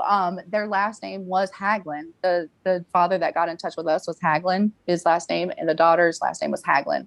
Now the SCAD students, the house, I'm not for sure. I can't remember what address the house was or what show it was on. Like I said, my husband's really good with the memory of all those things, and he'd be like, "Oh, it's this." But you probably could, because it is on a show. Now, what it was called, I'm not for sure, because they do like different episodes, So I don't know what the episode was called, but it was definitely the Haglin family that did the interview, called us and everything. They did the show. They're the ones that called us and told us about it at the beginning. So, and that was in Savannah, right? Savannah, Georgia? Savannah. Okay. And it was SCAD students, the local college here, the art college here. I'm sure somebody's watching that they're going to be like, oh, I'm going to look for it. Look at Is that Cass over there? I'm trying to Google. Somebody. I knew it. I'm like, that's what Cass is doing right now. Look at her. Cass she's the one, right? Me and Chim will be talking about something. Cass is already like, oh, I found the Facebook. It says this. It said, I found this. Yeah, she was quick. She's quick. She is. She's real quick. Private investigator, Cass. Yeah, PI. She is. Cass is the one that will get into those private investigating modes. Yeah. And when she's in the mood, even when it comes down to the ghost hunting and stuff like that, she is on it. Like she's so on it right on. I had to have been like a private investigator. I feel like it because she be too good. She be thinking about like shit, like, oh, let's find out about their mom. Let's find out about like yeah. We're gonna find out their whole story right now. The whole story is on point. Yeah, she'll be looking at backgrounds and photos like that look like this street and that street. Everything. Kim, what is the oldest investigation, like in year wise? What is the oldest property or cemetery that you've investigated? So I think Waverly is pretty old, but I would have to say probably the oldest schoolhouse in St. Augustine, Florida. But it actually isn't the oldest schoolhouse. That's what they say. It's the oldest schoolhouse. That one has definitely been around. We've done some forts. We've done a couple forts here in Savannah. That again, that's my husband's expertise. I would have known the year at one point, but now like it's gone completely. But my husband really knows the history of these things, and he's very intelligent when it comes to keeping that all on lock up there, and he can just spout it off real quick. We'll have to do this again and have him on here. Yeah, for sure. Well, that's all month we're doing. All of our shows are gonna be based around paranormal and like just different mysteries. The mysteries. Yeah, we're kind of bringing Halloween into July. So this is our first show of that. Yeah. Yeah, and which I wanted to kind of ask too, sis, when okay, so there's ghosts, spirits, the paranormal. Is this all one thing, or is it different things when we say ghost, when we say spirits? Right. And then when we say paranormal. So, paranormal is just like the unknown, the stuff that's just like unexplainable. So it could actually deal with like other dimensional beings, extraterrestrials. Because we have a friend that is like really into the alien stuff and has like, a really good telescope and does stuff like that. So yeah, I feel like when it comes to the extraterrestrials, I'm like, hey, what's up? Yeah. That's like they up here. Like I feel like they're like more, you know what I'm saying? And then like the ghosts and the spirits are more like, you know, and then like I don't know, ET is just like, you know, I don't know. I get all excited. Like they can tell you things you don't know. Right. Yeah, that's right. Yeah, definitely. That's cool. So paranormal is just a broad spectrum of stuff, but it's an umbrella. Yeah. Big one. All right, that's good to know. See, because I was like, I wonder. So, okay, is there a difference between ghosts and spirits? I would say no. Spirits to me is more of a personal term. To me, it's. I feel better saying that. I feel like ghost has been used in like movies and Cast for the Ghost and stuff like that. So I feel like spirit is more personal. Yeah. But ghost is used just as much in the paranormal field. It's like, I got a ghost in my house. Like, okay. Does anybody remember that commercial? It comes out during Halloween, and it was, I think, a Snickers commercials, and it was two girls, and they were like, you know, ghostly. And then one of them girls goes, "I'm a ghost," and then the other girl goes, "Just like I'm a spirit." Ha ha ha ha. And they're because it's almost like the same thing, you know. So when I see that commercial, I started dying because I was like, that's so true. Like they're kind of the same. One and the you know, same. like ghost, spirit, ghost. I think it's a personal preference, and then maybe someone out there will be like, "No, there's a difference." But, right. Well, they ain't on this show. Okay, you ain't on this show. You ain't on the panel. No, but I feel like when I say it, I feel like what resonates for me personally is when I think ghost, I think the residual, like how you had said, and then spirit as being the intelligent. Yeah. You know, like, so I mean, if I had to see, you know, if I had to say there was a difference, maybe I would say for me personally, if I think about it like that. But yeah, like I do feel like the Snickers commercial, like Chimu said, they're kind of, you know. I love that look into it though. I love how your take on that though. Oh, thank you. So okay, we completely, I didn't even look at the comments. But we do, I know. So I'm gonna go ahead and go to the comments. If anybody has any questions, please put them in capital, all caps. Yeah, put them in all caps, please, because I do see a lot of like, you know, interaction back and forth, conversations going on. Great. Yeah. So I'm really excited about that. Thank you guys so much. I know I see that some of you have shared as well, so thank you guys for sharing. Yes. And you guys can even share, if you guys are watching this after the live, you guys can still share it in your communities. We'd love to hear, you know, you guys' take on paranormal investigations. If you guys are paranormal investigators and you guys would like to share some of your stories, you can also do that in the comments section. We all enjoy, you know, even if we're not ones who participate, we still enjoy the topic of conversation. So please feel free to share your information with us as well. Sister Kim, do you want to Do you want to go ahead and plug your husband Ryan, his books, any work that you guys have done, any investigations that you guys have coming up? Because I'm sure that people are probably interested. Because your husband's an author too, right? Yeah, definitely. So we'll do an easy segue. You were wondering about how people could find the Haglund case. We do talk about it on our tour in Savannah, Georgia, and Ryan has also written about it in his book. So Ryan has written, my husband Ryan Dunn. He has written the living one, not the dead, not the passing. Rest in peace. There you go. But my husband Ryan Dunn has written books called The Savannah's Afterlife, and he has Savannah's Afterlife 1 and 2 right now out. And he's working on the third one, Savannah Afterlife 3. And he's working on St. Augustine, the first book in St. Augustine. And that basically goes from the first investigation we've ever done. And he just chronologically writes every investigation that we've done and our experiences. Wow. So the Haglund case would be in there. I think it might be in book 2, maybe. So there's that. And then we have tours in Savannah, Georgia and St. Augustine, Florida. And they're about the history and the evidence that we catch and just basically how the truth will haunt you. So Very that's good. afterlife tours. Right. There's a I like little our name. paranormal humor.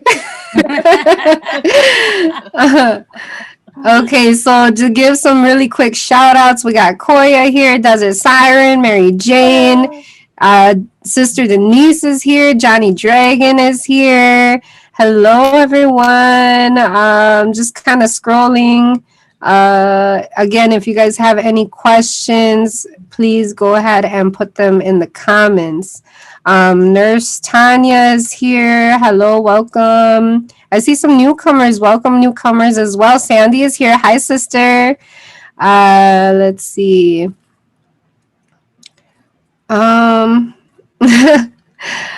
Koya said that she's never staying at your house, Kim. 100. Kim, I have people like that. adopt me right now, Kim. I come with a social security number.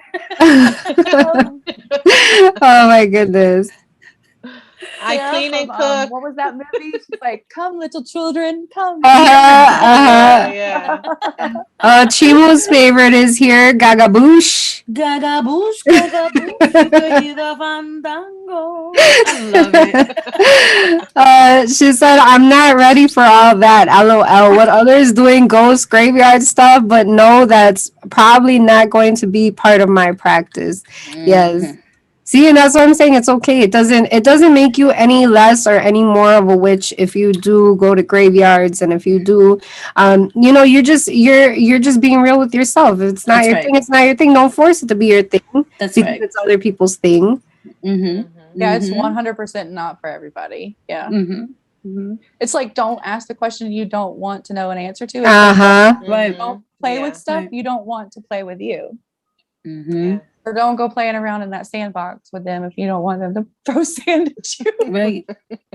And there's some practicing witches too that really don't tap into like working with the muertos. You know what I mean? Which is the dead. There's still practicing witches who just do elemental type of magic. So it's what makes you feel comfortable. Always know that, but. I always say though, when it comes down to working with spirit, know what spirit you're working with, and know that there's still boundaries that us, the living, have to respect the dead. Did you just hear a scream? Yeah, that's my son. Oh, okay. I was like, did you just hear a little girl scream? Oh my god! Oh god. That's how he sounds when he's playing damn games. Oh my goodness. Koya asked a really good question. She said, is this considered magic if you see them or is it paranormal? So I feel like it's paranormal, but I feel like magic is definitely like almost like a window into that. I feel like I kind of feel like they're very like tied together, like almost like it's like a branch of right? Yeah, it's that's how energy. I see it. It's energy. Energy. Yeah. Let's see. So you guys know how we witch over here and we use our tools to manipulate the energy. Uh-huh. Spirits use their tools to manipulate the energy. And so, like I said, the frequencies that we can't hear that they use, or maybe the spirit box or the lights, or anything that they use to do, they manipulate that energy. And I feel like that's energy work. So we're doing energy work on this side, and I feel like they're doing energy work on that side. Absolutely. Mm-hmm. Okay, yeah, so don't think that the other side are not doing anything, because that's right. Oh, Yeah. that's false. They're Don't having a ever party. think that. That's right. Let's see. Nurse Tanya said the Highland case. So yeah, she's trying to find out more about that case. Kaz, did you find anything, sis? No, I didn't find anything. Okay. Okay, we're gonna see if we can. I see Kim looking for. Do you want to run and go get him, sis? You can mute your camera really quick. I think he's outside mowing the yard. Oh, okay. No, never mind. Never mind. Well, you know what? You can do also Right. in the comments. Oh, after yeah. the video, Yes, you definitely. can put a little bit Yeah. of info in the comments. Yeah, that would be great. Yeah, you guys definitely come back to the video after we go ahead and post it up. After that, Kim will be able to put some information in the comments, and you guys can also look at that information as well. I believe all the comments stay here. Hopefully they do. They do? Okay. Mm-hmm. Let's see. Koya said Wisconsin has some pretty creepy spots. There's quite a few places here. Yeah, we have a lot of Native American burial grounds here. Yeah. Let's see. Have you ever investigated any of those type of? So that's really good energy too. I haven't investigated it, but I've been up in the mountains on vacation and been near it, and I've definitely was like, I want to go. And it's good energy, and I just went there for the energy and not to investigate. We weren't working. Yeah. Fun. Right. Work and fun are some of the same, but yeah, we were definitely there, and that energy is just so peaceful, and I felt welcome there. But I definitely could see it as protective energy too. So maybe if we weren't welcome, it wouldn't have been that peaceful. Right. But, yeah. You guys are exciting me with all these places. Yes. Yeah. Well, Chicago, we're loaded over here. Mm-hmm. Lincoln Park Zoo is supposedly haunted. There's bodies still buried underground in the barn area. You have the murder castle. Yeah, there's the murder castle. You got the woods and the hoods, because the hoods be haunted too, because their lives being taken out there, and there's a lot of wandering spirits. Yeah, I've noticed a lot of because I used to live in, like, let's see, where did I experience most? North Avenue in Harding. You would be outside and you could feel that's where we went walking back and forth. Yeah, that's the hood. That's the hood. You feel spirit walking back and forth. You'll be walking down the street. You could be the only person, but you will feel like almost like the air. Like there's a lot of energy moving, walking back and forth. Yeah. Definitely. There's a lot of energy from the alley to North Avenue, because a lot of things gone down in those alleys. Yeah. Alley before entering, because I lived on that block for years. So. And the buildings are so old too. They're old because, like, when my mom and dad first purchased the building and down that block, we were finding, and my dad gutted out the basement to fix it up. We found old pistols from the 1920s. We found old articles from 1917. Wow. We just found a lot of things that were buried on the floor when my dad had to, like, break up whatever floor that was in the basement, and we were just finding all kinds of shit. And, even then, having those experiences, like, there was a certain crawl space that just did not sit well with me in that house. And it was an area where my dad would always keep his fishing utensils and his fishing poles and rods and all kinds of stuff, right? And he would always be like, go downstairs and get my fishnet, and I'll be like, No.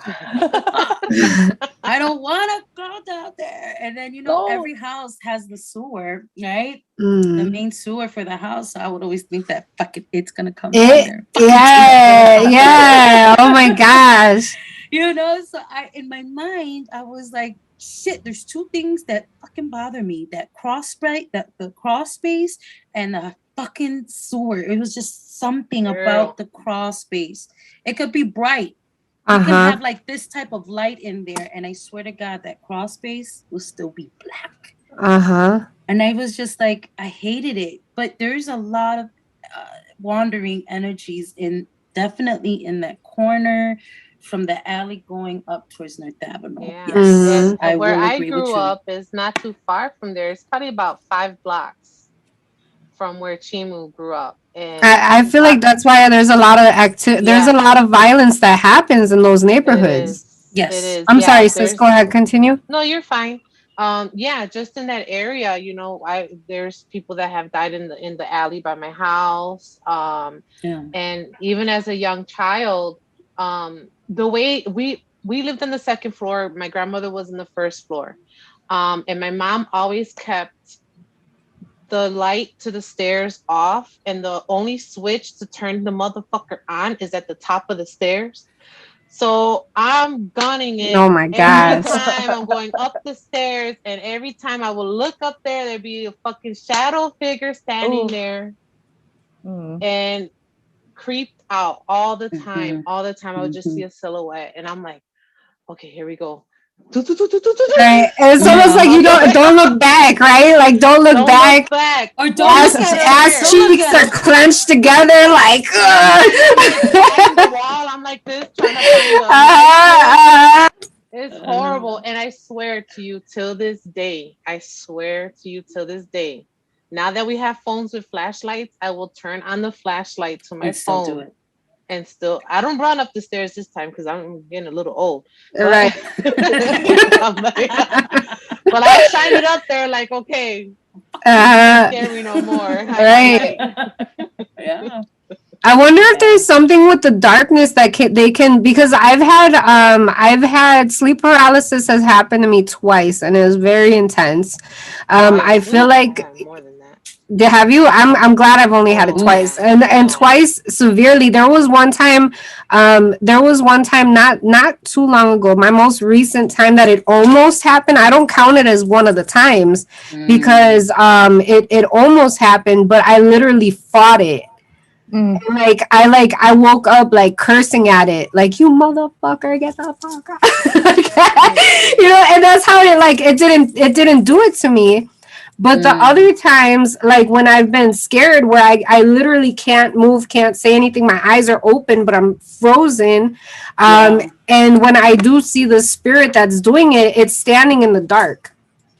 But I can still see like it's darker eyes. than the dark. It's like darker than the darkness. It's like so crazy. It's weird though, because I could still see the eyes. I just couldn't see the rest of it. So it was really creepy. It was almost like somebody had their whole body was like painted black except for their eyes were open. I wonder if a 5-6-year-old can also go through those sleep paralysis. Yeah. Oh yeah. Yes. Really? Yeah. Yeah. That's how I think I had one at that age. Yeah. I would have one. I would have them on a weekly basis. If not multiple times, multiple days during the week. Like I had them heavy all the time. Wow. And I would hear people, see people. I would hear talking. As soon as someone died, I saw them like within 2 days in my dreams, or I would see them standing on my doorway, like crazy. Yeah, like. Yeah, it hasn't happened to me now because I'm more aware and more protected now. Right. Because that's how I started going. Remember, Nina, when I went to your shop, and I was telling her, like, this would be a weekly basis. I'm being tortured by this. And it's like, wow. I need to, yeah. I feel like sometimes those things happen to a lot of to witches and to practitioners, because it's almost like something is pushing you to align with your destiny. If Mm-hmm. you haven't already been practicing, if you're not, if you've been, it's almost like rejecting the call, like rejecting your calling to come to step into your light, then spirit's gonna try to shove you up in there because they're like, no, this is where you're supposed to be at. Get your motherfucking ass up in there. Yeah. At 5 Yeah. years old, though? Holy Yeah. shit. Yeah. I would Wow. ask my parents, like, Mom, did you go in the room last night? Or because I would see figures standing over me. Oh. And I'm like little and I didn't understand it, and that's what it was. And my mom was like, no, she to this day, she's like, I've never heard anything, I've never seen anything in the house, but like Wow. me and my And sister can uh-huh. we have like we could write a book on, what we saw and stuff like that in the house. See, my thing wasn't like that. When I was a kid, gazing was like, because, and even still to this day, if I gaze at something too much, Morph into something different. it starts to Yeah. change shape. So when I was a kid, I would literally, like, because I always slept on the couch because I would never want to sleep in my room, and I always had to sleep with the light on it. And I shit you not, it came up in one of my readings that I have to have a light on where I sleep. So I can't sleep in the dark. And even as a kid, if I looked at something, like, my mom used to have like this old clock, like this one of them big ass clocks that would, doom doom, Ooh, I love those she would clocks. have one of those. If I like looked at it, or if I looked at anything for too long, it started to change shape and I would see a face.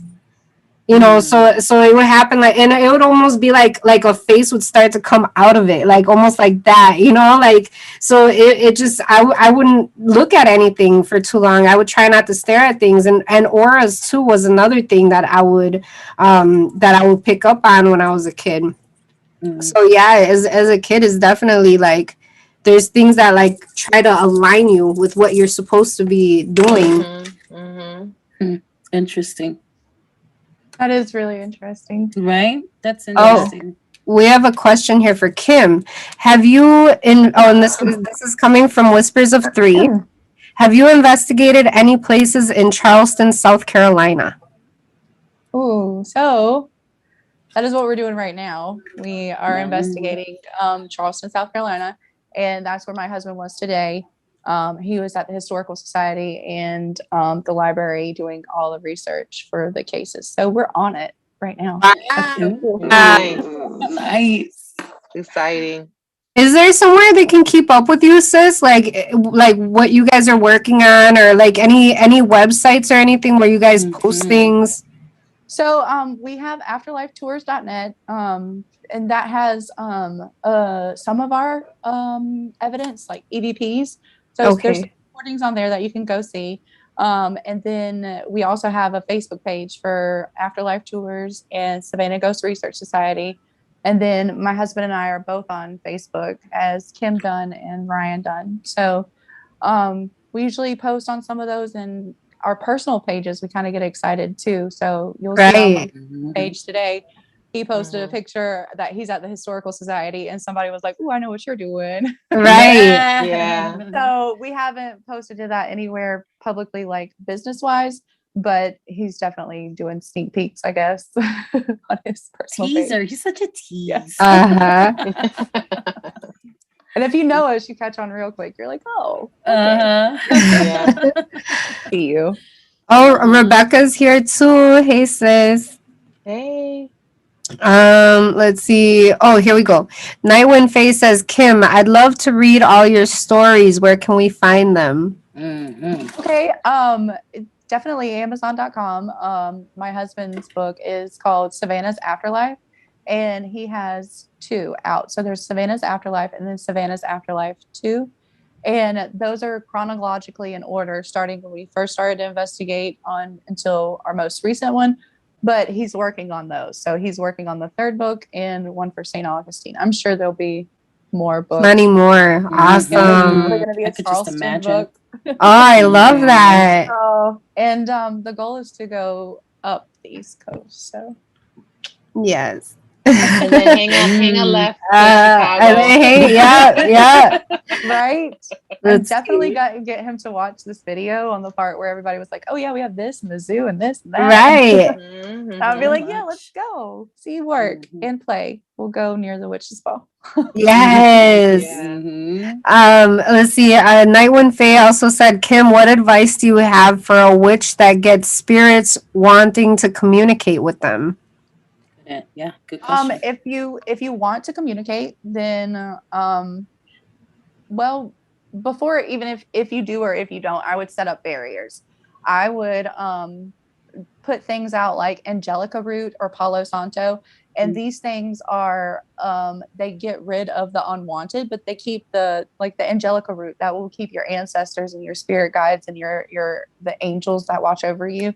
And palo santo is the same thing. It's more of the ancestors type of thing right there. So I would put up wards and just protection first thing before you just dive in communicating with them. But if you're interested, definitely tap into it if you want to, because not everyone communicates with the dead, and it's a special thing. And if the spirits are wanting to and showing interest, then maybe that's a sign for you. Like Nina said, maybe that's the spirit or the universe pushing you into what you're meant to be in. But if they don't want to communicate with you, then just stop that stuff. Or like Chimu was talking about earlier, like caca smells or just foul smells, like stuff like that I don't play with. Things coming to my kids, saying, like, calling my kids names and it sounds like me, I don't play with that energy. And so I'm very, very fast to put it into that, shake shit up and get it out of here. I love it. But if you're into it, I love it. Then they're into you, and that's pretty cool. So yeah. That's awesome. Koya said, I've been to places where Black people were hung and felt the energy. It was a historical hanging tree. I cried because it felt I felt the connection of fear, hatred, and hurt. Oh, that's sad. Yes. That's and very just sad. Imagine all that energy that's just stored in that one spot. And I would say that's more of a residual thing, because it's something that happens so it's a very much charged energy that it happened, and it was intense and instant almost. So I would say that's a residual feeling, and I'm so sorry. But I like going to places like that to pay my respects. I like going there and letting them know, like, I want to be here to feel the pain with you. If you were here, I'd hold your hand and walk with you. And there's many spots where there's spirits like that, like the little kid. Like, I want to walk with you. If you were here, I would take care of you.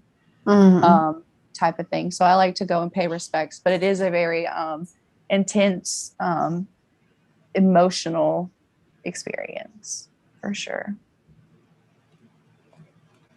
Let's see. Oh my goodness, Koya. She said, Chimu. She said, Chimu, say what's up to me. LOL. Oh my god. She wants a song like Gaga Boosh. Oh my goodness. I gotta think of one. That's so funny. Oh my goodness. Let's see. Night One Faye said, I went to a battlefield in New York and felt the shooting, and the feeling was so sad for me. Yeah. So that's a lot of the empaths. Yeah. Yeah, that's what I was thinking right now. So a lot of that is residual then, right, Kim? Like, when we're able to feel past things that went on in certain lands, right? Yeah, and the emotions and stuff like that. Unless it's a spirit kind of like pushing those emotions on you, the emotions that you feel when you just walk into a place, or you become overwhelmed when you walk into a place, I think those are residual. Yeah, 100%. Because you can't, I don't think you can tap into it. Like, I don't think you can mess with it. I don't think you can make the energy move or go another place. Like, I think that jail was still there and I still went into the yard of the jail, I think I would feel the same thing, because I think the residual energy is just still there. It's like programmed. like the Right. streets in the hood. It's Right. just programmed. It's almost like a daily thing, and then you can step into it, you can feel it. But I don't think there's ever any way that somebody could go and cleanse that energy just because there's so much of it. I mean, think about it, like almost like every few feet that you take, at one point there was a body laying dead there. That's Yeah. how, I mean, they don't call it Chirac for no reason. Mhm. You know, you're lucky if you do survive. And I don't think that energy is meant to be like cleansed away or anything like that. I think the impact is meant to be had. I think if we didn't have different feelings when we went to places like that today, we would still be in the same spot that we were in. Oh yeah. So I think you have to know your past to move forward. So I feel like it's there for a reason too. Like it's just not going anywhere. Like we've had wars, we've had like things like Koya had mentioned, the hanging tree and stuff like that. It's just stuff we don't need to repeat. And so therefore we need to remember it and know, and also know what they went through. Because it's not necessarily saying like the spirit is trapped, right, in that residual energy. It's just that the energy is there. 100%. It's like a reminder for us. Exactly. That's interesting. Let's see. Mary Jane has a question for beautiful Kim. She said, when will you give us a room tour? Oh. Oh my gosh. I guess I can give like a little bit. There's wow. Look, I love it. Oh, hold on, let me make her big. Oh no. Yeah. Gotta make it big. You can't be on the show and not be made big. It's a thing here. Makes me big. Make me big. Look it. I love it. Oh, it's so beautiful. Oh, I love that you have like flowers hanging. Look at that. Look at those brooms. Look at that broom with the kinks in it. Oh yeah, love that one. And then it turns into their schoolroom. So I have lockers. Oh, okay. And it turns into Nice. schoolroom.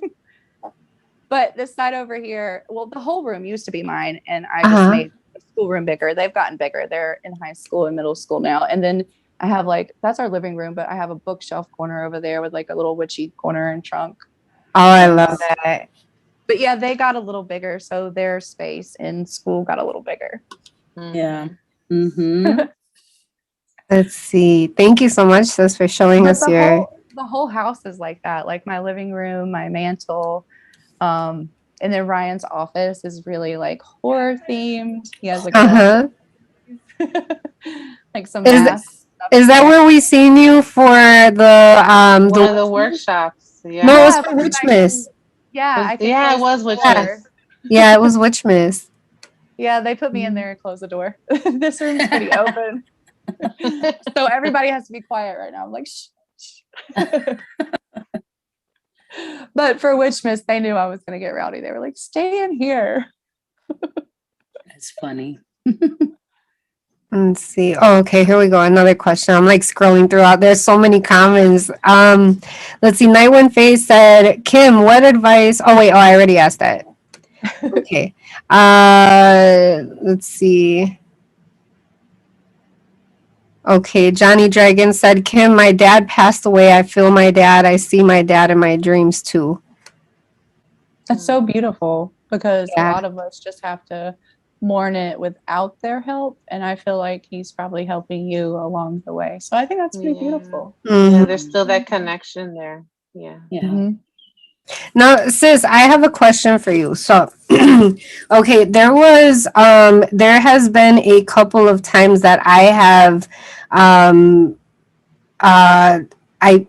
guess physically fainted, but spiritually, I went to like that, kind of that world where they're not, like it's almost like that spirit world. So there, from what I had seen and from what I experienced, is that their time is a lot different from our time, whereas their time flows a lot faster, whereas ours. So, for example, if we have a loved one that passed away, it feels like it literally takes us our lifetime before we can get to their world to see them again. But for them, it's like our lifetime passes by much faster. So for them, it's like less time for them to get to see us or to be reunited with us versus our time to be reunited with them. But also too is like when we do call upon them, it's like they get to hit the pause button, be there, and then all of a sudden like they go back to their world, which again it's like the way that I seen it, this the sun would set and then the moon, and then it was just like it was so crazy because I literally saw like 3 days while I was there, and I wasn't even I had fainted for like about 10 minutes. That sounds like something we had happen. We went into a place here called 12 West Oglethorpe, and it's a home in downtown Savannah. It has some gnarly things happen at like Halloween and Christmas time. There's definitely been some murders in there. And when we went inside this place, we were in there for what felt like a long time, like hours, maybe 2 to 3 hours. And we had so much happen in there. We went into the basement. We went around the first floor, the second floor, the third floor. We spent so much time in there, and each investigator went to like different rooms and was checking it out, like somewhere in the basement and somewhere upstairs. And while I was in there, I heard something, and it kept yelling at me, and it kept yelling right in my ear. And it was like, Jesus Christ, Jesus Christ. And it would keep doing that. And like I mentioned, we were in there for about 2 to 3 hours is what it felt like. And when we walked out of 12 West Oglethorpe, something we do during investigations, especially me, is I will turn the recorder on before I go in, and I will leave the recorder on until sometimes when we get home. But as soon as we walked out of 12 West that day, I looked down at the recorder, and shit you not, it was like 12 minutes. It was under 13 minutes, and it Wow. felt like 2 to 3 hours. So I feel like there is a time warp that we can walk into their world, and it will mess up with the time in our world. And that's probably the closest thing I can relate to what your story you just mentioned. Yeah. I've never Interesting. passing out thing, but that also reminds me of near-death experiences. We've had people tell us about how like they've been in a coma and they've seen the light and they've been on that side and it was just completely different. And they'll come back and tell you all the stories about it. But your story reminds me of those two, kind of like combination of those two. Right. Wow, that's crazy. It's weird when it messes with your time. It is. It is. And like it was like it didn't feel cold, but I could while I was there and I was breathing, I could see my breath, but it didn't feel cold. It was very weird. I don't know, like, and it was all because, and that's the thing is like I can't take baths. Like for some reason when I take a bath, I faint, and it's happened to me twice. So I don't know if water is like that portal for me to go there. Like when I'm like submerged, almost like what is that called? Stranger Things. Stranger Things. Almost like that. How they use the water. Like that, yeah. Yeah, like to get to the other side, the upside down world. Like yeah, like yeah. So it happened to me twice. So yeah, I just take showers. I every time I like it's again like I said, it's happened twice that I've gone and I've seen it, and it's like the same experience where it's like it's not cold. I can see my breath. I know where I'm at, like because the second time I went there, I was like, oh, I'm here again. Like, right? Yeah. So yeah, it's so. It sounds like your soul goes there. Because your body doesn't go there. So like you can see things like you're watching a movie, but you're not really experiencing them. Like you're not really feeling them. You're not really like you said, you could see your breath, but you couldn't feel it. And it was cold. Like you could see that it was cold, but you couldn't feel that it was cold. It seemed like it was the soul that did the traveling and you did the staying. That's kind of right. Yeah. So does like, that mean I would be scared of that too a little bit. Right. Okay. So would that mean that spirit can astral project? Is that how it's like it is if they want to come into this world? Is it almost like them astral projecting back here? I don't know. Because I've never really asked them like how they do what they do. I've asked them how is it where they are. I'm like, how is it? What is it like where you are? Ask them all about that because I'm very intrigued by that. And they Right. just like they can't tell me or they won't. They just get quiet or they'll say I can't or no. And I've asked why. So I've gone further and I've said why, and they've said because of the rule, or the other ones have said Oh, Interesting. That right there. and so, Mhm. I mean, I've asked different times, different spirits, and Yeah. I've gotten somewhat of the same answer. So I'm not for sure if we're totally meant to understand their world and how that works. I don't know Right. if we're until we get there. That's right, right. right. I don't. Yeah, and maybe it's just like an instant download. Like Uh-huh. Instant. I'm, Yeah, I could I'm see not that. for sure because I mean, I've tried to ask certain questions, and it's just that's how that one turned out. Right. But Mhm. okay, yeah, gotcha. Interesting. Okay. That is interesting. Right? That's interesting. Okay, well, we've gone over on our time, but No this has shit. been, yeah, we did. We went over on our time. Where's Cass at? She's there. She's Oh, she's still there. here. I'm Okay. right here. I got Okay. cold, so I went to go get a sweater. Oh, look at. Uh-oh. All right, so we're gonna go ahead and do our last. Let's see. So again, Kim said that you guys can find her at. You guys can find her on Facebook at the Savannah. Oh, how is it, sis? Savannah Ghost Research Society. Research Society. Yeah, and afterlife tours, and then you can also, my husband and I are on there as on personal pages. That's Kim Dunn and Ryan Dunn. Yes. And then Sister Cass, where can we find you tomorrow? Tomorrow, I'll be on Instagram at 6 p.m. Central Standard Time for Reflection Friday, where I do tarot readings for donations and help you reflect back on your week so that you can transition into your weekend as peaceful as possible. So Yes. Cass La Sassy Bruja on Instagram. Mm-hmm. And Sister Chimu, where can they find us for our Patreon? So we are the Latina Sanderson Sisters now on Patreon. So you definitely want to join Patreon for that. We do have 3 tiers that we got going on. Tier 1 is the fun tier. It's the tier of you get to know each and every single one of us, yes, on a more personal level. Tier 2 is pretty much our old workshops. Those are the bomb. And tier 3 is like the cherry on top of your ice cream cone with the sugars and the sprinkles on top. Because you get everything. You get everything. And this is where we conduct our Latina Sanderson Sip and Spells. And that's where you will catch us actually this July 13th.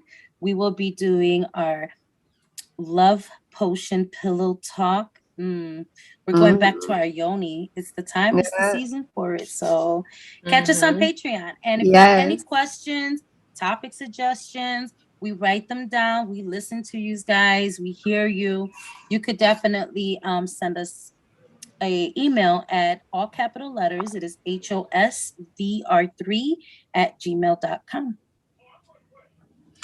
And then you guys can find me every Monday at House of Spiritual Vibes Radio. Oh, no, House of Spiritual Vibes LLC at House of Spiritual Vibes LLC on Facebook. Every Monday I do T4C, which is Tarot for Contributions. Every Monday I have a suggested question of things that you guys can ask for your tarot reading. You can also feel free to get a general reading or get your own questions answered there as well. So I go live at 6:30 p.m. Central Standard Time. Sometimes I arrive fashionably late, but I do show up. So you guys can find me there on Mondays. And I usually post the suggested reading, the suggested question, either Sunday or Monday morning. So you guys can also find that information on there. I have another Witchcraft Expo coming up this month, July 25th, right, sisters? July 25th. Yes. Okay. Yes. So that's why we got a team because, girl, there's a lot. So July 25th is the next Witchcraft Expo. I still have vendors signing up, so I can't even tell you guys how many vendors I'm going to have. I'm probably going to have more than 25 this time. This last one was 25. So this one, we're probably going to have more vendors than the previous. Also, you guys can still get your Witches Ball tickets. I know there's about 20 tickets left, so you guys can still get your Witches Ball tickets. All of that information is on Facebook. You guys can also look up let's see, the Ticket Taylor. It's on Ticket Taylor. You look up Chicago Witches Ball and the tickets will pop up right there.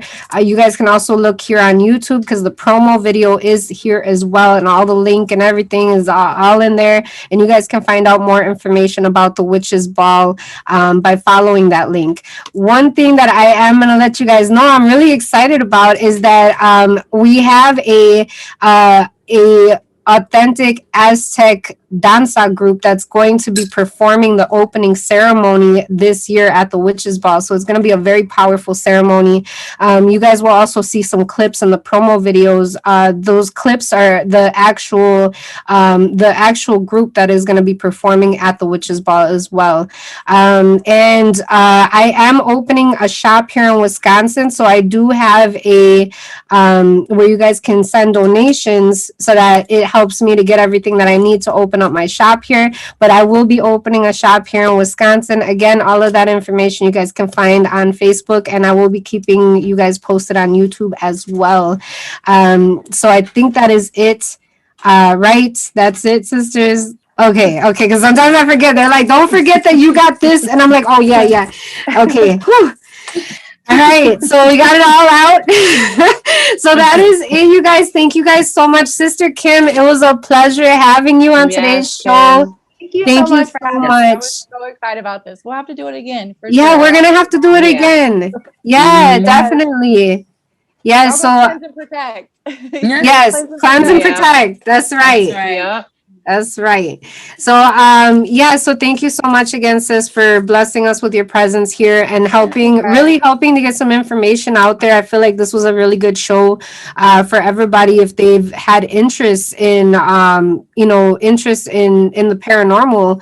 I feel like this show definitely gave them a lot of things that they needed to hear. Maybe not everything they wanted to hear, but what they needed to hear. A lot of information is it's really important. Definitely do your research.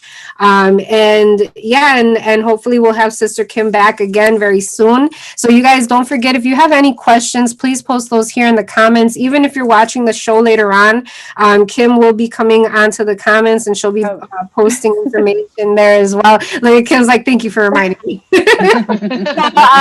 if you guys have any questions for her, go ahead and put them in the comments. Again, even if you are seeing this after the live, it's okay. We still read your comments, and Kim will also be in the comments as well. So that is it for tonight, you guys. Thank you guys so much for joining us. Thank you guys for your continued love and support. And until next Thursday, we will see you guys then. Make sure you guys stay up to date with our topics because they are all posted on House of Spiritual Vibes Radio on Facebook. So you guys can know what we got planned for this month. All right, you guys, we will see you at the next one. Divine blessings to you today, tomorrow, and always. Ache.